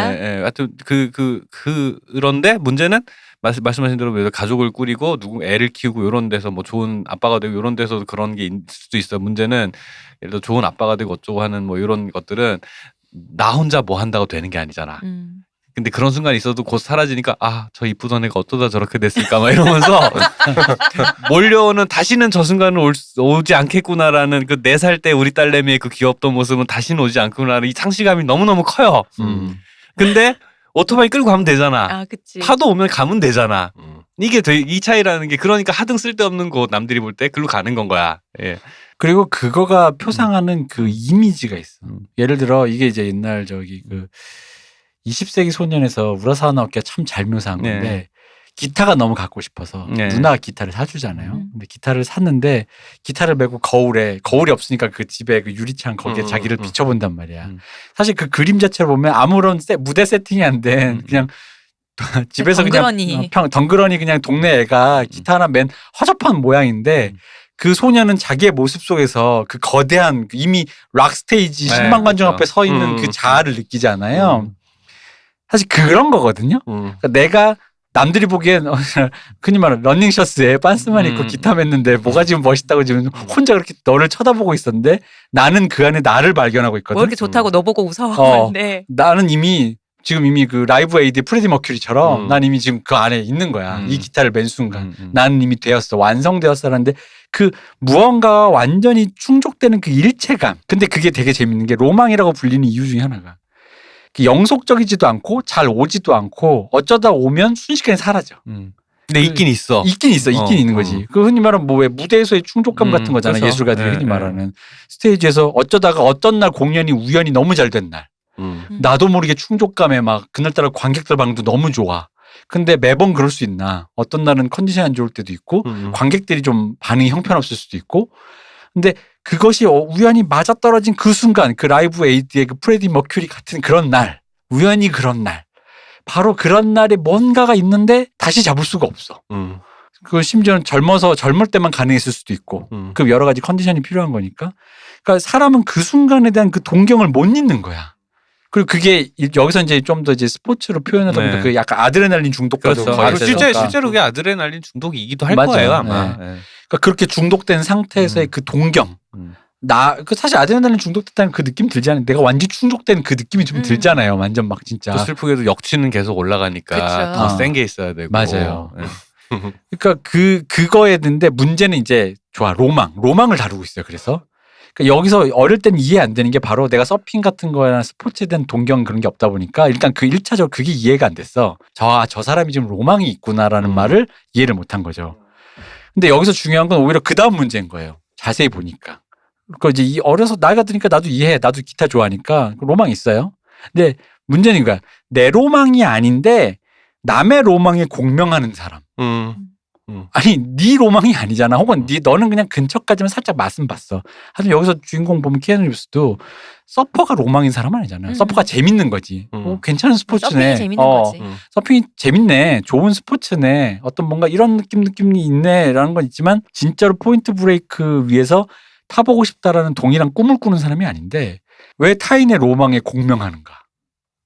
근데 저는 약간 다르게 생각하는 게 이렇게 놓치고 저기를 놓치잖아요. 저기 보디를 놓치고 시간이 지나서 그 내년 자기들이 네. 얘기했던 내년에 큰 파도가 호주에 저기 온다라고 했을 때 거길 다시 찾아가잖아요. 네. 몇 개월 후에. 근데 그때 행색이 완전 달라지잖아요. 머리도 이렇게 맞아요. 단발로 이렇게 기르고. 마치 존윅 그때 있죠. 보디 같은 모습으로 하고 그렇죠. 있는데 이렇게 외려 치렁치렁 보디는 기르고. 머리를 자르고 치렁치렁 기르고 비 이렇게 폭우를 막 그냥 맞고 가서 그때 묻잖아요. 보디가 아직도 서핑하니? 그랬더니 매일 everyday 한다고. 그런 everyday라고 얘기하거든요. 그러니까 이미 그 사이에 그 완전한 서퍼가 되지 않았을까라는 생각이 들거든요. 그러니까 거길 수갑을 풀어준 다음에 자기 FBI 배지 그냥 바다에 던져버리잖아요. 더 이상 의미가 없는 거지. 내가 무슨 엘리트 요원 뭐 스페셜 뭐 에이전트 유타 이런 건 이제 의미가 없는 거야. 나도 이제 그냥 그렇게 살 거야. 그를 잡는 게 사실 그 목표였는데 네. 막상 와보니 그 바다 지금 엄청난 폭풍이 오는 저 큰 파도에 저 사람을 보내주는 그 마음을 자기가 아니까 너도 그리고 실제로 서퍼잖아 잡았잖아요. 그러니까 네. 너도 서퍼잖아. 너도 네. 서퍼니까 내가 지금 뭐 원하는지 알잖아. 그걸 알겠는 거잖아요. 네네네. 그래서 보내주는 거고. 네. 근데 그러고 났더니 이제 말씀처럼 이제 더 이상 그러니까 없는 나 거지. 그 부분이 좀 미묘했다 느낀 거예요. 보다가 그러니까 뭐 시나리오 그렇게 복잡하게 쓴 건 아닌데 그 부분이니까 서퍼라서 나도 서퍼의 마음을 안단지 그렇다고 하긴 얘는 포인트 브레이크에 대한 내가 그냥 이제 좀 더 그냥 자세히 들여다보니 그렇다고 하긴 포인트 브레이크에 대한 갈망이 없는 네가 그러니까 나는 그러니까 같은 서퍼지만 같은 로망은 아닌데 그러니까 얘는 다른 로망이 있을 수 있지. 근데 이제 그러다 보니까 이 타인의 로망, 내 로망이 완벽하게 내 로망이 아닌 거. 흔히 말하는 이거예요. 저로 치면은 제가 기타를 좋아해요. 근데 제 친구도 제 가끔 만난 술 먹는 친구도 기타 좋아하는 같은 기타 그런 매니아거든요. 근데 둘이 지향하는데 달라. 이 사람은 너무 옛날 락만 들어가지고 너무 락이야. 막 특히 락도 80년대 헤비메탈 약간 이런 쪽인데 솔직히 말하면 듣는 음악도 이제 완전 다르고 갖고 싶어하는 기타도 달라. 네네. 그러니까 솔직히 말하면 기타를 좋아하지만 이 사람의 로망이 나랑 좀 달라요. 그러니까 이 사람이 만약에 너는 기타리스트가 내 마음을 알잖아 하는데 기타리스트 마음은 알지만 만약에 이 형이 얼굴에 이렇게 회백색 분장하고 메탈 하시는 분들처럼. 파마머리하고 나가면 그걸 로망인가라고 하긴 약간 내가 거기서 주춤하는 게 있거든. 그러니까 내 로망은 아닌 거야.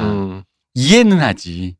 그러니까 타인의 그럼에도 불구하고 너가 뭘 생각하는지는 잘 모르겠지만 너가 그걸 하고 싶다면이라는 데서 오는 그 타인의 로망에 내가 공명하는 순간이 있거든요. 근데 이 공명이라는 게 단순히 네 마음이 뭔지 알아의 느낌이 아니라 갑자기 뭐라 그러지? 너의 꿈이 내 꿈 된 것 같이 갑자기 확 다가오는 느낌이라고 해야 되나? 저는 그게 맞다고 보는 게 약간 이제 저도 얘기하면서 좀 그렇구나 싶은 게 나중에 FBI 배지를 던진다라고 하니까 그 관료 조직 안에서 어쨌든 관료잖아요. 네. 관료 조직 안에서 사실은 보면은 얘가 되게 뭐라 해야 되지?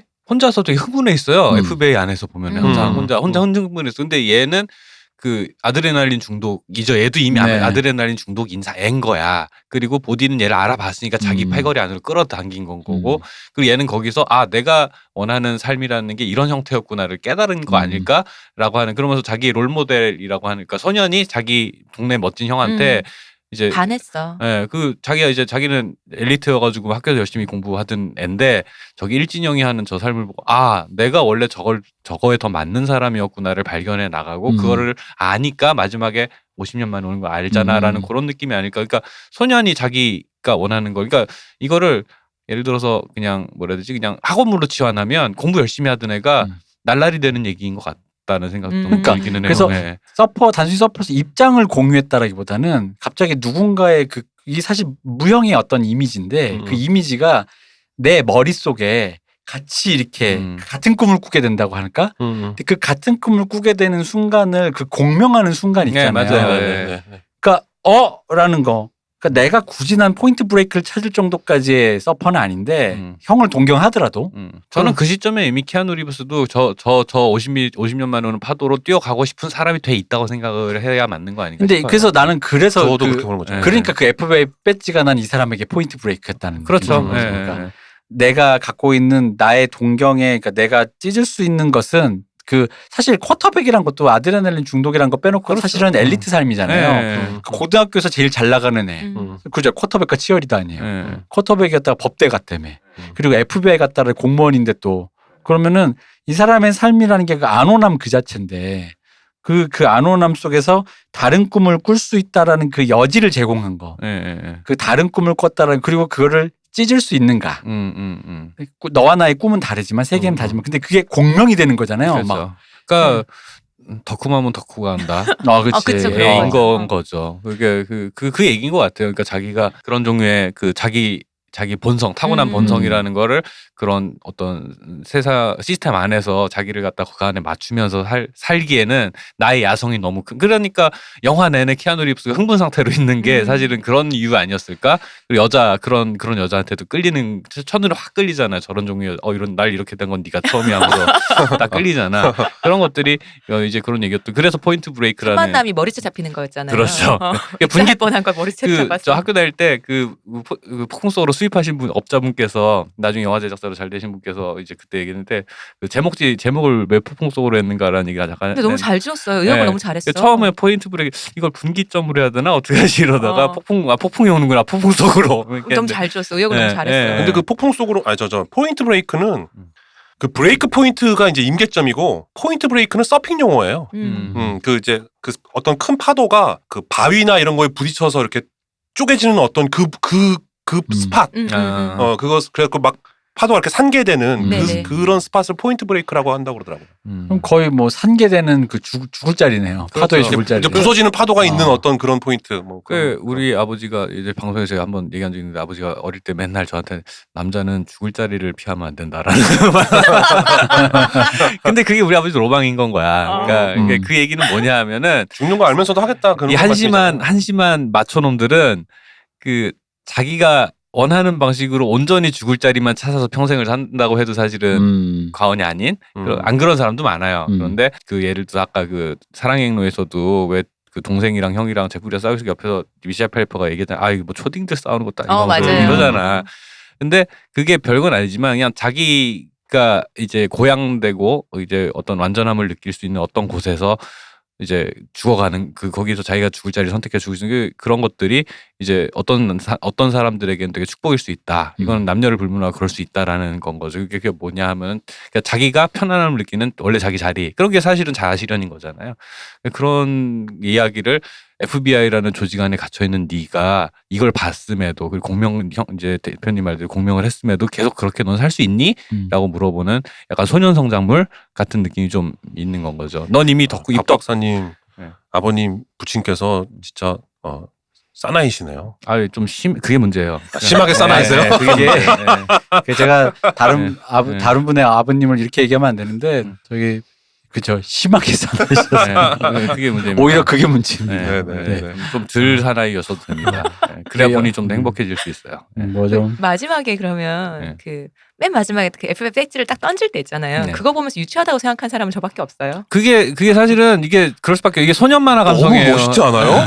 그러니까 맞아요. 그러니까 그게 바로 그 지점인 거예요. 이게 아무런 생산 가치가 없고 바보 같아요 정말. 철없는 짓이지. 흔히만 인터넷에 돌아다니는 뭐 같지만 멋있어라는 게 바로 그거예요. 근데 누구에게 이게 아까 말한 공명되는 순간 이것은 그냥 그게 전부예요. 전부. 저는 그러니까 풀어주는 것도 다 이해했고 그거 다 이해했는데 마지막에 그걸 던지는 순간에 갑자기 난 확 깨는 거야. 그래서 멋있는 걸 끝까지 안 하고 저거를 유치하게 저렇게 매조짐을 해라는 느낌이었거든요. 여기서 또 우리 한 번 더 생각해는 90년대 활용점정이었는데 나는. 아니야.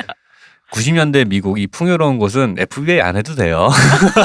아니 나는 뭐 사립 탐정해도 되고. 그렇지. 아니 난 오히려 진짜 역시 내가 마초가 못 되는 게 난 물론 공감 그러니까 이해는 했는데 FBI 그 배지를 버릴 때 저거 저기 좀 보디가 좀 나쁜 놈들이 저거 주워가지고 사칭해서 또 그러니까 약간 나는 공무원증 사치해가지고 저. 그러니까 나는 그런 자잘한 네. 그런 게 자꾸 생각이 나가지고 그러니까 이미 이제 왜 잡았는데 풀어줬잖아. 옆에 사람은 이미 다 알잖아 네. 그거를. 그러니까 어차피 내가 잘리거나 징계 먹거나 할 거잖아. 그렇죠. 그 전에 내가 그만두겠다는 건 알겠는데 저걸 저렇게까지 던져서 유치하게라는 생각이 들었거든요. 아유 타이타닉에서 그 할머니가 그 목걸이 바다에 던지는 거랑 똑같은 거죠. 그 소년 만화적 감성이라고 저는 생각을 해요. 아니, 그러니까 영화적으로 뭔가를 시각화해서 분명하게 보여주는 액션이라는 그치, 거죠. 그건 알죠. 근데 이게 어쨌든 좀 유치하다는 이게- 생각이 들었어요. 네, 맞아요. 그 유치하다는 관점이 생길 수 있어요. 네, 분명히. 아니 그런데 이게 유치하다가 맞아요. 네. 유치한 일이에요. 아니 왜 아니 그리고 역시 이제- 여기서 사나이는 나밖에 없단 말이야. 나는 너무 멋있었는데 어릴 때나 지금이나. 아니 근데 다른 의미로 멋있지 않다는 것도 아니야. 근데 내 말은 그 차라리 얘기야. 걸어 나오면서 뭐 타이를 푼다든지 왜 아니면 자켓을 벗는다든지 이러면 모르겠는데 그걸 딱 던지는 순간 나 갑자기 왜 확 끼어나오는 거야. 이게 재밌는 게 보통 성장물이라고 하는 영화는 예를 들어서 그 옛날에 그 제임스 딘 나왔던 뭐 제일 이유 유명한 없는 반항. 그런 거 보면은 보통은 보수적인 체제 안으로 편입이 되는 걸로 끝나요. 보통의 성장물은. 근데 그렇죠. 이거는 반대야. 그쵸. 그러니까 그래서 되게 탈출해버리죠.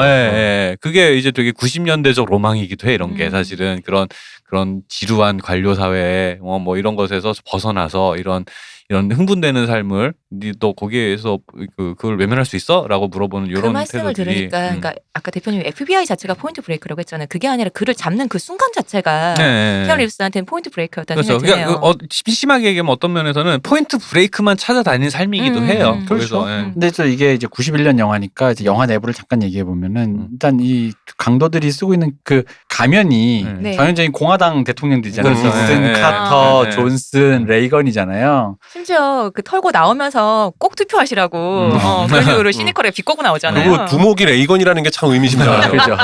근데 웃긴 게 이제 그 공화당 그거긴 한데 이 당시가 이제 흔히 말하는 레이건 체제 끝나고 부시 체제가 시작되는 진짜 말 그대로 미국 사람들 느끼기에는 이명박 시대 끝나고 박근혜 시대 시작되는 그런 약간 그런 기분에 뭔가 미국은 이대로 막 그런 분위기란 것도 있었단 말이죠. 네네. 그런 상태에서 이제 미국이라는 근데 거기다가 재밌는 게 뭐냐면 저는 이제 이 영화를 보고 어린 데서 지금 어제 다시 보고 확 꼈어요. 솔직히 말하면은. 그러니까 패트릭 스웨이지가 말하고자 하는 내용이 너무 애야. 그러니까 순진하죠. 개똥 철학 갖고 있는 근데 이제 그 보통 이게 적당히 예를 들어 이렇게 원피스적인 그런 멋짐이 그래. 좀 있어야 되는데 원피스도 그렇잖아. 원피스적이거나 나루토적인 멋짐이 있어야 되는데 그러기에는 너무 수준 미달인 거지. 너무 못 배운 애가 어디서 주워 들은 것만 같고 근데 게다가 왜냐면 솔직히 말 은행 강도도 멋지지가 않고 좀도둑이잖아. 그치. 크게 터는 것도 아니고. 은행 강도 멋있는 건 히트가 그렇죠. 정말 히트가. 멋있죠. 그래서 마이클만 감독의 히트랑 비교하는 게 히트가 진짜로 체제에 대해서 이렇게 의심하는 사람이 저지르는 범죄라면 나는 진짜로 그러니까 흔히 말 반항할 거야라는. 네, 맞아요. 근데 이거는 반항할 거라고 하기에는 너무 애가 찌질한 거지. 그러니까 전체적인 모양새가 너무 찌질해. 나중에 여자 납치해놓고 하는 것도 찌질하고 뭐 이렇게 약간 제가 그래서 보다가 내 옛날에 어릴 때 볼 땐 패티스 진짜 멋있게 느껴졌는데 보면 볼수록 패티스 점점 찌질한 거야. 거긴 저도 우리가 나이를 동의합니다. 먹어서 그래 진짜. 그러니까 이게 일진놀이 하는 거라니까 일진놀이. 그러니까 왜냐면 이게 내부에서 이 형이 어차피 영화니까 되게 멋있게 그려줄 수 있잖아. 지금 관점을 봐도 되게 진짜로 히트 그것처럼 진짜 체제 저항적인 사고방식인데 그게 아니라 단순히 그러니까 뭐냐면은 뭐 요즘으로 치면 그런 거죠. 그러니까 왜 요즘 같이 사회 불안 요소가 높을 때 어디 트위터나 인터넷 그런 거 돌아다니다가 어디서 자기 구미에 맞는 어떤 주의라든가 뭐 흔히 말 PC라든가 소셜 저스티스 같은 것 중에 자기 구미에 맞는 것만 왜 뭐랄까 취사 선택해서 남을 젖징한 데 쓰는 개똥 철학들 있잖아요. 부패니즘. 그런 류의 것들 비슷하게 아무런 근거도 없는 그러니까 말하는데 논박할 가치조차 없는 너무 그런 말을 그러니까 왜냐면 이 당시 영화 기준으로도 좀 패트릭 스위지가 너무 후져. 대사는 기억 말하면. 안 나지만 그 자기들이 은행 터는 거에 대한 정당화 할 때 말도 안 되는 소리 하잖아요. 그래서 그 당시에 이게 작품성적으로는 그렇게 좋은 평가를 못 받긴 했어요. 그러니까 스타일적으로 좋다라는 얘기는 많이 시각적 스타일리스트다. 시각적으로 쾌감이 있다 이거지. 액션도 되게 유려하고. 네, 그랬었지. 그 작품 내적으로는 그렇게 큰 게 좋은 평가를 받지는 않았어요. 맞아요. 네. 그러니까 이게 그 당시로 봐도 그렇고 지금 봐도 달라진 게 아니라 그 당시를 기준으로 봐도 왜냐면은 로망이라는 게 뭐 시대를 초월해서 있는 건데 얘가 그 서퍼를 하기 위해서 돈을 모으고 은행 강도한다고 충분히 그럴 수 있죠. 근데 이제 그러기에는 그 은행 강도의 스케일이 너무 좀스럽고 그것을 그 자니 유타에게 들켰을 때 그것을 극복해 나가는 방식이 너무 소인배야. 그러니까 사실 진짜 대인배처럼 큰 형으로 너가 그런 거였어. 약간 사실 그런 뉘앙스는 있어. 있는데 잡범이지 너무 잡범. 그러니까 너무 잡범이야 맞아, 정말. 그러니까 자범이면서 사실은 나쁜 놈이에요. 맞아요. 왜냐하면 마지막에 결국 그 사막에서 그 유일하게 살아남은 자기 부하 한 명이랑 그 찝차 타고 도망가잖아요. 네. 근데 그 부하가 멕시코에서 변사체로 그 연고 없는 시체로 발견됐다라고 자니 유타가 얘기하잖아요. 결국 그 사람 보디가 죽인 거거든. 맞아. 돈 혼자 다 먹으려고. 그러니까 사실은 그리고 중간중간에 죽어나가는 자기 패밀리들의 시즌 같은 것도 하나도 수습 안 해주고 그냥 자기 도망가기 바쁘거든요. 사실은 그래서 나쁜 놈이죠. 생각해보면은 그러니까 늘 이 애들이 90초 안에 털 수 있었던 이유는 금고를 건드리지 않아서잖아요. 근데 그렇죠. 마지막에 우리 이건 이제 한탕하고 떠야지. 근데 그 마지막 거기선 금고를 열라고 하잖아. 네네. 그래서 왜 저럴까 생각했단 말이에요. 왜 갑자기 지금 금고를 열어? 했는데 그 말씀처럼 애들 떨궈내려고 그런 것인가라는 생각이 급 그러니까 드네요. 그게 그 얘기가 사실 의도적이기도 해요. 그러니까 자니라는 사람 주인공이 그 보디에게 매혹돼갔지만은 하지만 네가 생각하는 거 그렇게 네가 알고 보면은 그 동네 일진 형도 집에 가면은 되게 엄마한테 등짝 스매싱도 하고 그래. 그런 거야. 그렇게 대단한 사람이 아니야. 그래서 저 사람한테 자아를 의탁하는 게 아니라 너의 선택이어야 된다. 그러니까 저 사람이 계속 대단하면 안 돼. 라는 거지. 그러면 나중에 이제 오히려 동등한 그렇게 그 과정을 거친 이후에 자기가 주체적으로 선택했을 때는 동등한 위치가 될 수가 있는 건 거죠. 그래서 깨달음을 얻고 네. 본인이 그러니까 부자가 되나? 그러니까 마지막에 풀어주는 장면이 그러니까 지금 관점으로 보면은 차라리 그 장면이 없었으면 오히려 이게 그 주제가 완성됐을 것 같은 거야.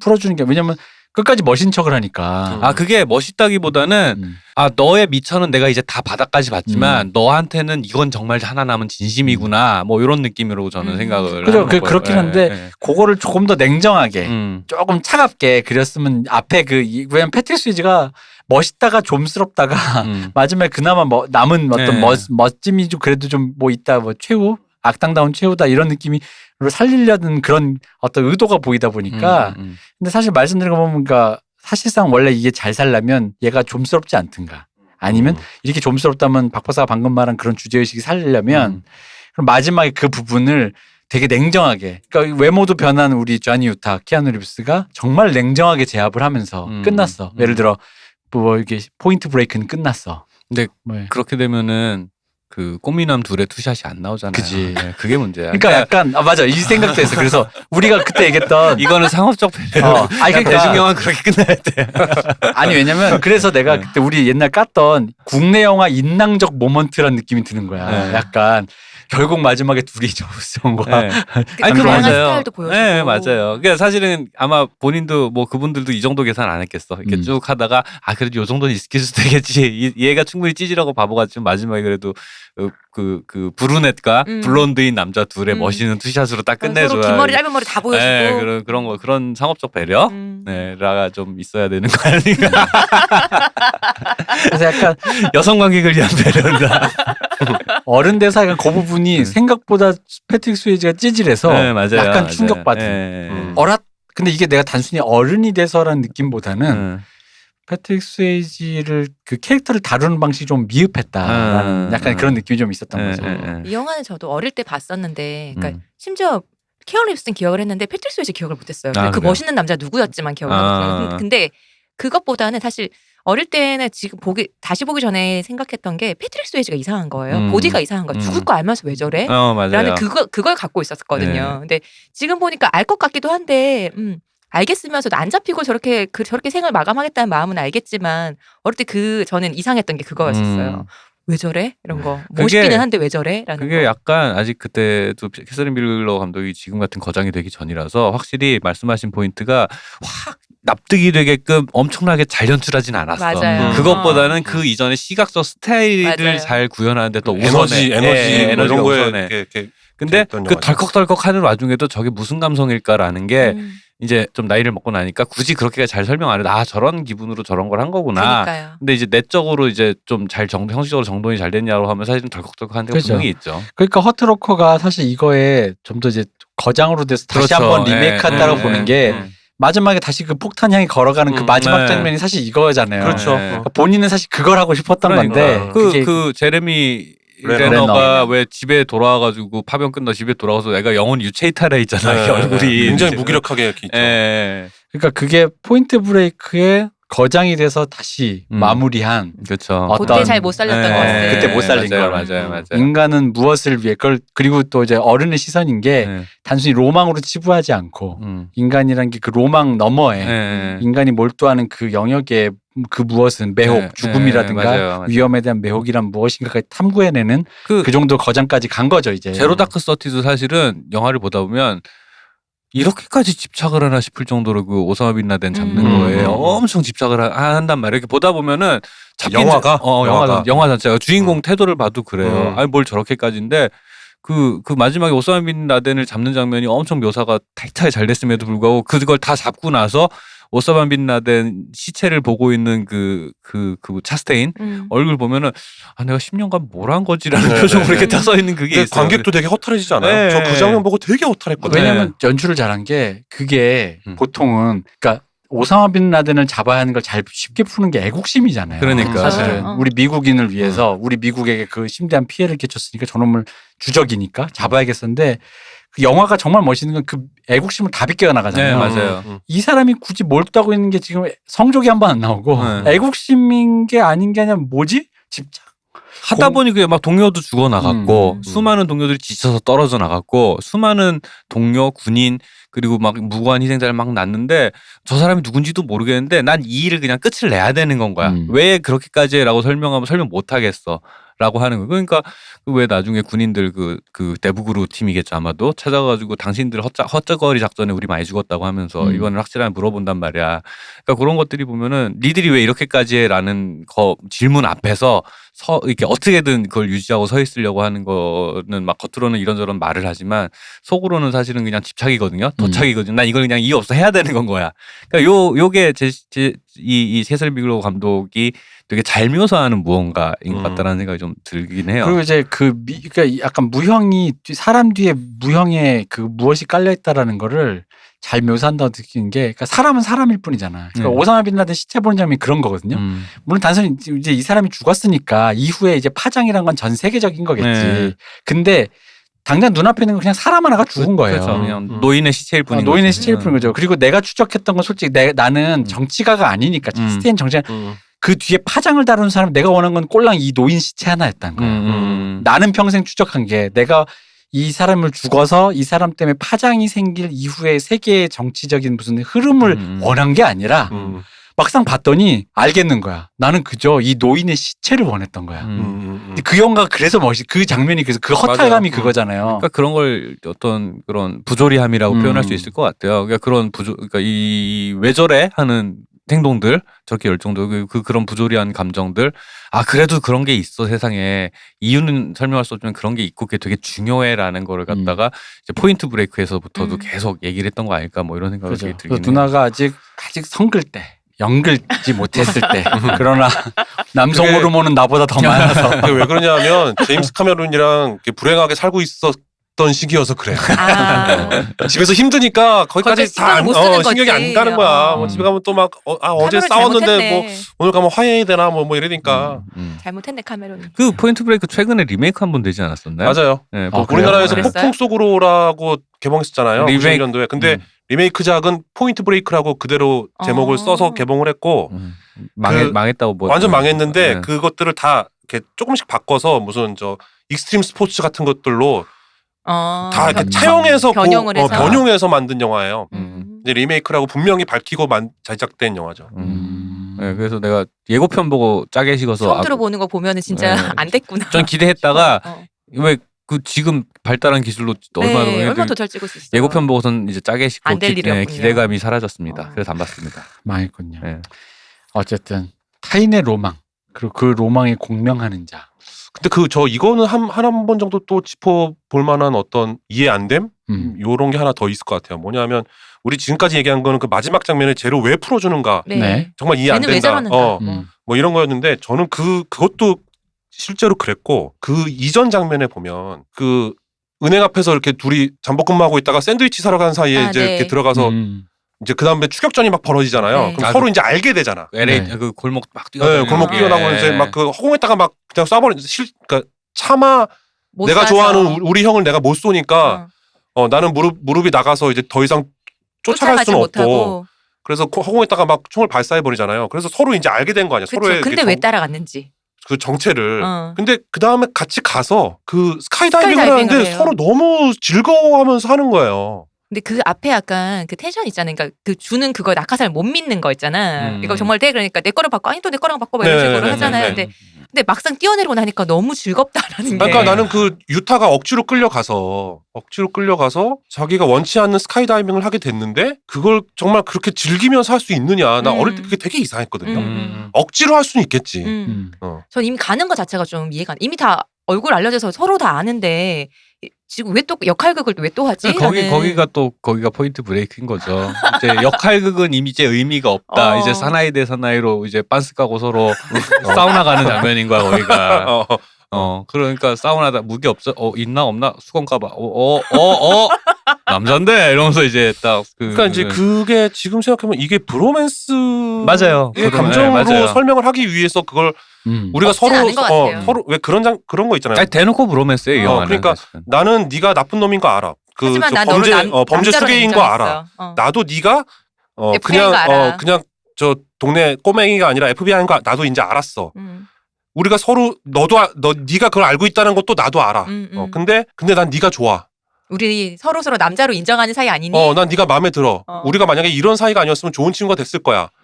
같이 은행도 털고. 뭐 그런 어떤 맞아요. 브로맨스를 그냥 유지시켜주기 위해서 억지로 그런 감정을 그냥 저는 이렇게 억지가 아니라 오히려 그 장면이 있어야 그 다음 그런가? 이야기들이 힘을 받는 건 그래요? 거죠. 그러니까 거기서 두 사람의 관계가 한번 재정립이 돼서 위험한 관계가 사실 거기서부터 진짜 시작이 된 건 그쵸. 거죠. 아니 왜냐면 거기가 있어야 그러지 않으면 이제 그 흔히 말하는 언더커버가 그냥 들켰다. 그 다음부터는 사실 액션 스릴러로 달려야 되거든요. 그렇죠. 원래는 그렇죠. 들켰으니까 쫓아가야 된다 이건데 아니면 서로 내가 아는 걸 모르나 아나 이거 갖고서 서로 두뇌 게임을 네. 하던가. 그러니까 무관도 같이 그래야 돼. 이제 이 영화의 주제는 그 뒤로 보면 이제 로망물이어야 되는데 그럼 이 둘이 로망을 공명하는 사이가 되려면 그렇지. 다시 한번 아드레날린이 네. 분출되는 어떤 상황을 그렇죠. 맞아야. 밑장을 깐 상태에서 이제 그런 거죠. 잡으러 왔어? 잡아봐.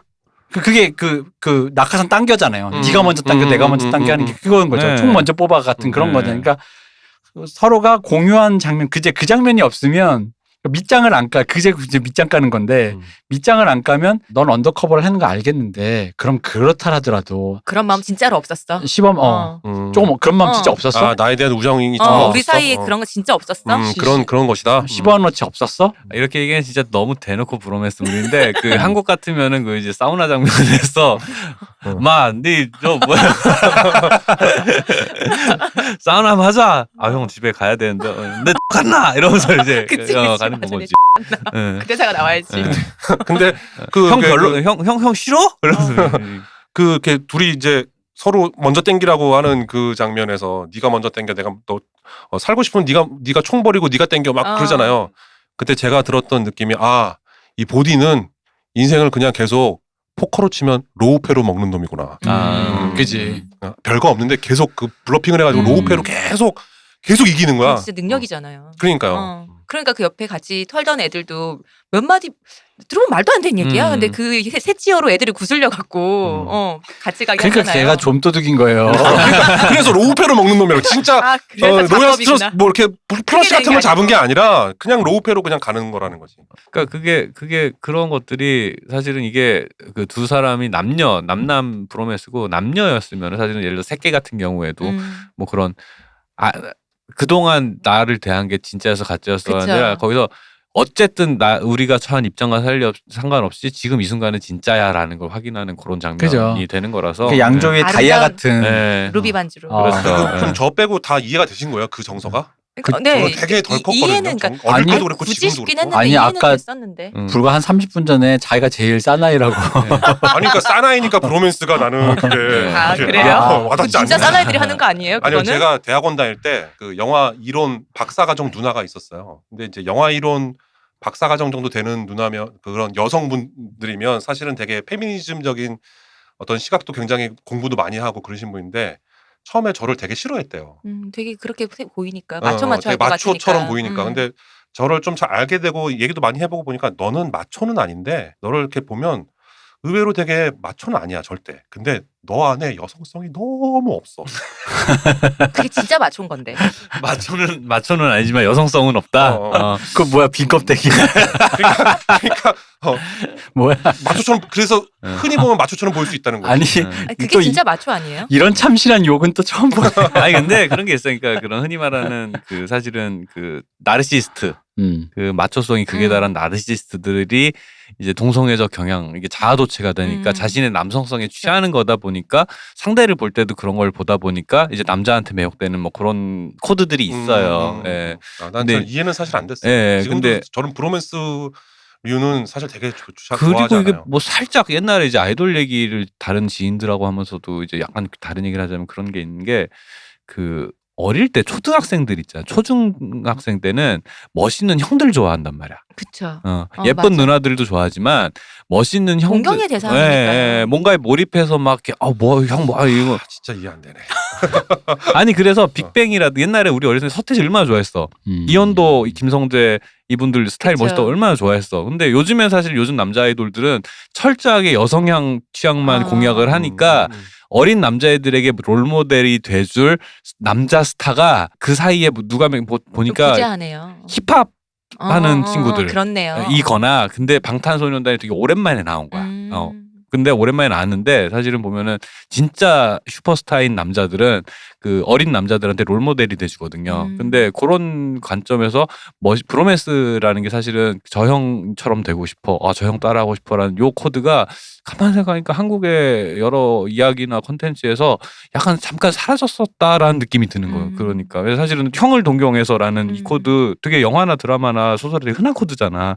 근데 생각이 안 나는 거야. 그런 게 있었나라는 생각에. 한국은 주로 그러다가 이제 결국은 주로 영화 쪽에서 보면 배신해서 살죠. 그러니까, 예. 형들이 내 등짝에 칼 꽂는 그 얘기죠. 중간에 여자가 갑자기 등장하면서 뭐 이런 식으로 그러니까 가죠. 너무 상대 이성에게 무언가를 소구하는 그런 코드로만 많이 소비된 것 같은데 그래서 어린 남자들이 롤모델이 돼줄 무언가 패트릭 스웨이지를 만난 그 키아누 리브스처럼 그런 것들에 대해서 좀 생각해보면 좀 재밌겠다 뭐 이런 생각 좀 하긴 했었어요. 그렇네요. 그 한 가지만 짧게 덧붙이면 그 왜 저 보디와 유타가 나누는 어떤 그런 우정이 뭐 그게 뭐 브로맨스든 우정이든 막 뭐 서로에 대한 동경이든 어떤 그런 감정들이 있잖아요. 우리가 지금 상황이 이렇기 때문에 이렇게밖에 서로 못하지만 사실은 나는 너에 대해서 분명하게 남자가 대 남자로서 호감이 있어라는 그 정서가 사실은 가장 잘 드러난 건 아까 얘기했던 마이클만의 그 히트거든요.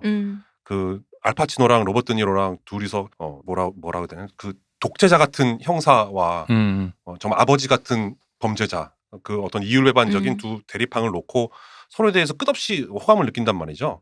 근데 그게 가장 잘 드러나는 신이 둘이 뜬금없이 추격전을 벌이다가 딱 가서 커피나 한잔 하지. 알파치노가 가서 나 그 유명한 장면이죠. 차를 세운 다음에 차를 세웠으면 수갑을 채워야지. 잡혀야 되는데. 근데 그게 아니라 커피 한잔 하러 갈까 그래서 그 레스토랑을 가요. 근데 그 8분 정도 되는 대화씬을 그냥 OSO였죠. 오버 더 숄더 샷으로 왔다 갔다 하면서 어깨 너머로 왔다 갔다 하면서 그냥 아주 건조하게 찍거든요. 그래서 나머지는 그냥 연기에 맡겨버려요. 어떤 대사 톤과 막 이렇게 막 눈 잠깐 딴 데 쳐다봤다가 다시 상대편 쳐다봤다가 하는 막 그런 어떤 시선 처리와 뭐 이런 것들로 그냥 8분을 확 밀어버리는데 그 장면은 정말 저는 저 히트에서의 그 은행에서의 그 총격전 못지않게 정말 인상 깊게 봤던 장면이에요. 두 분이서 같이 같은 공간에서 찍기 싫었답니다. 그 영화가 그래서 계약서에 써 있답니다. 그 영화가 맞아. 투샷이 한 번도 나오지 않는 영화예요.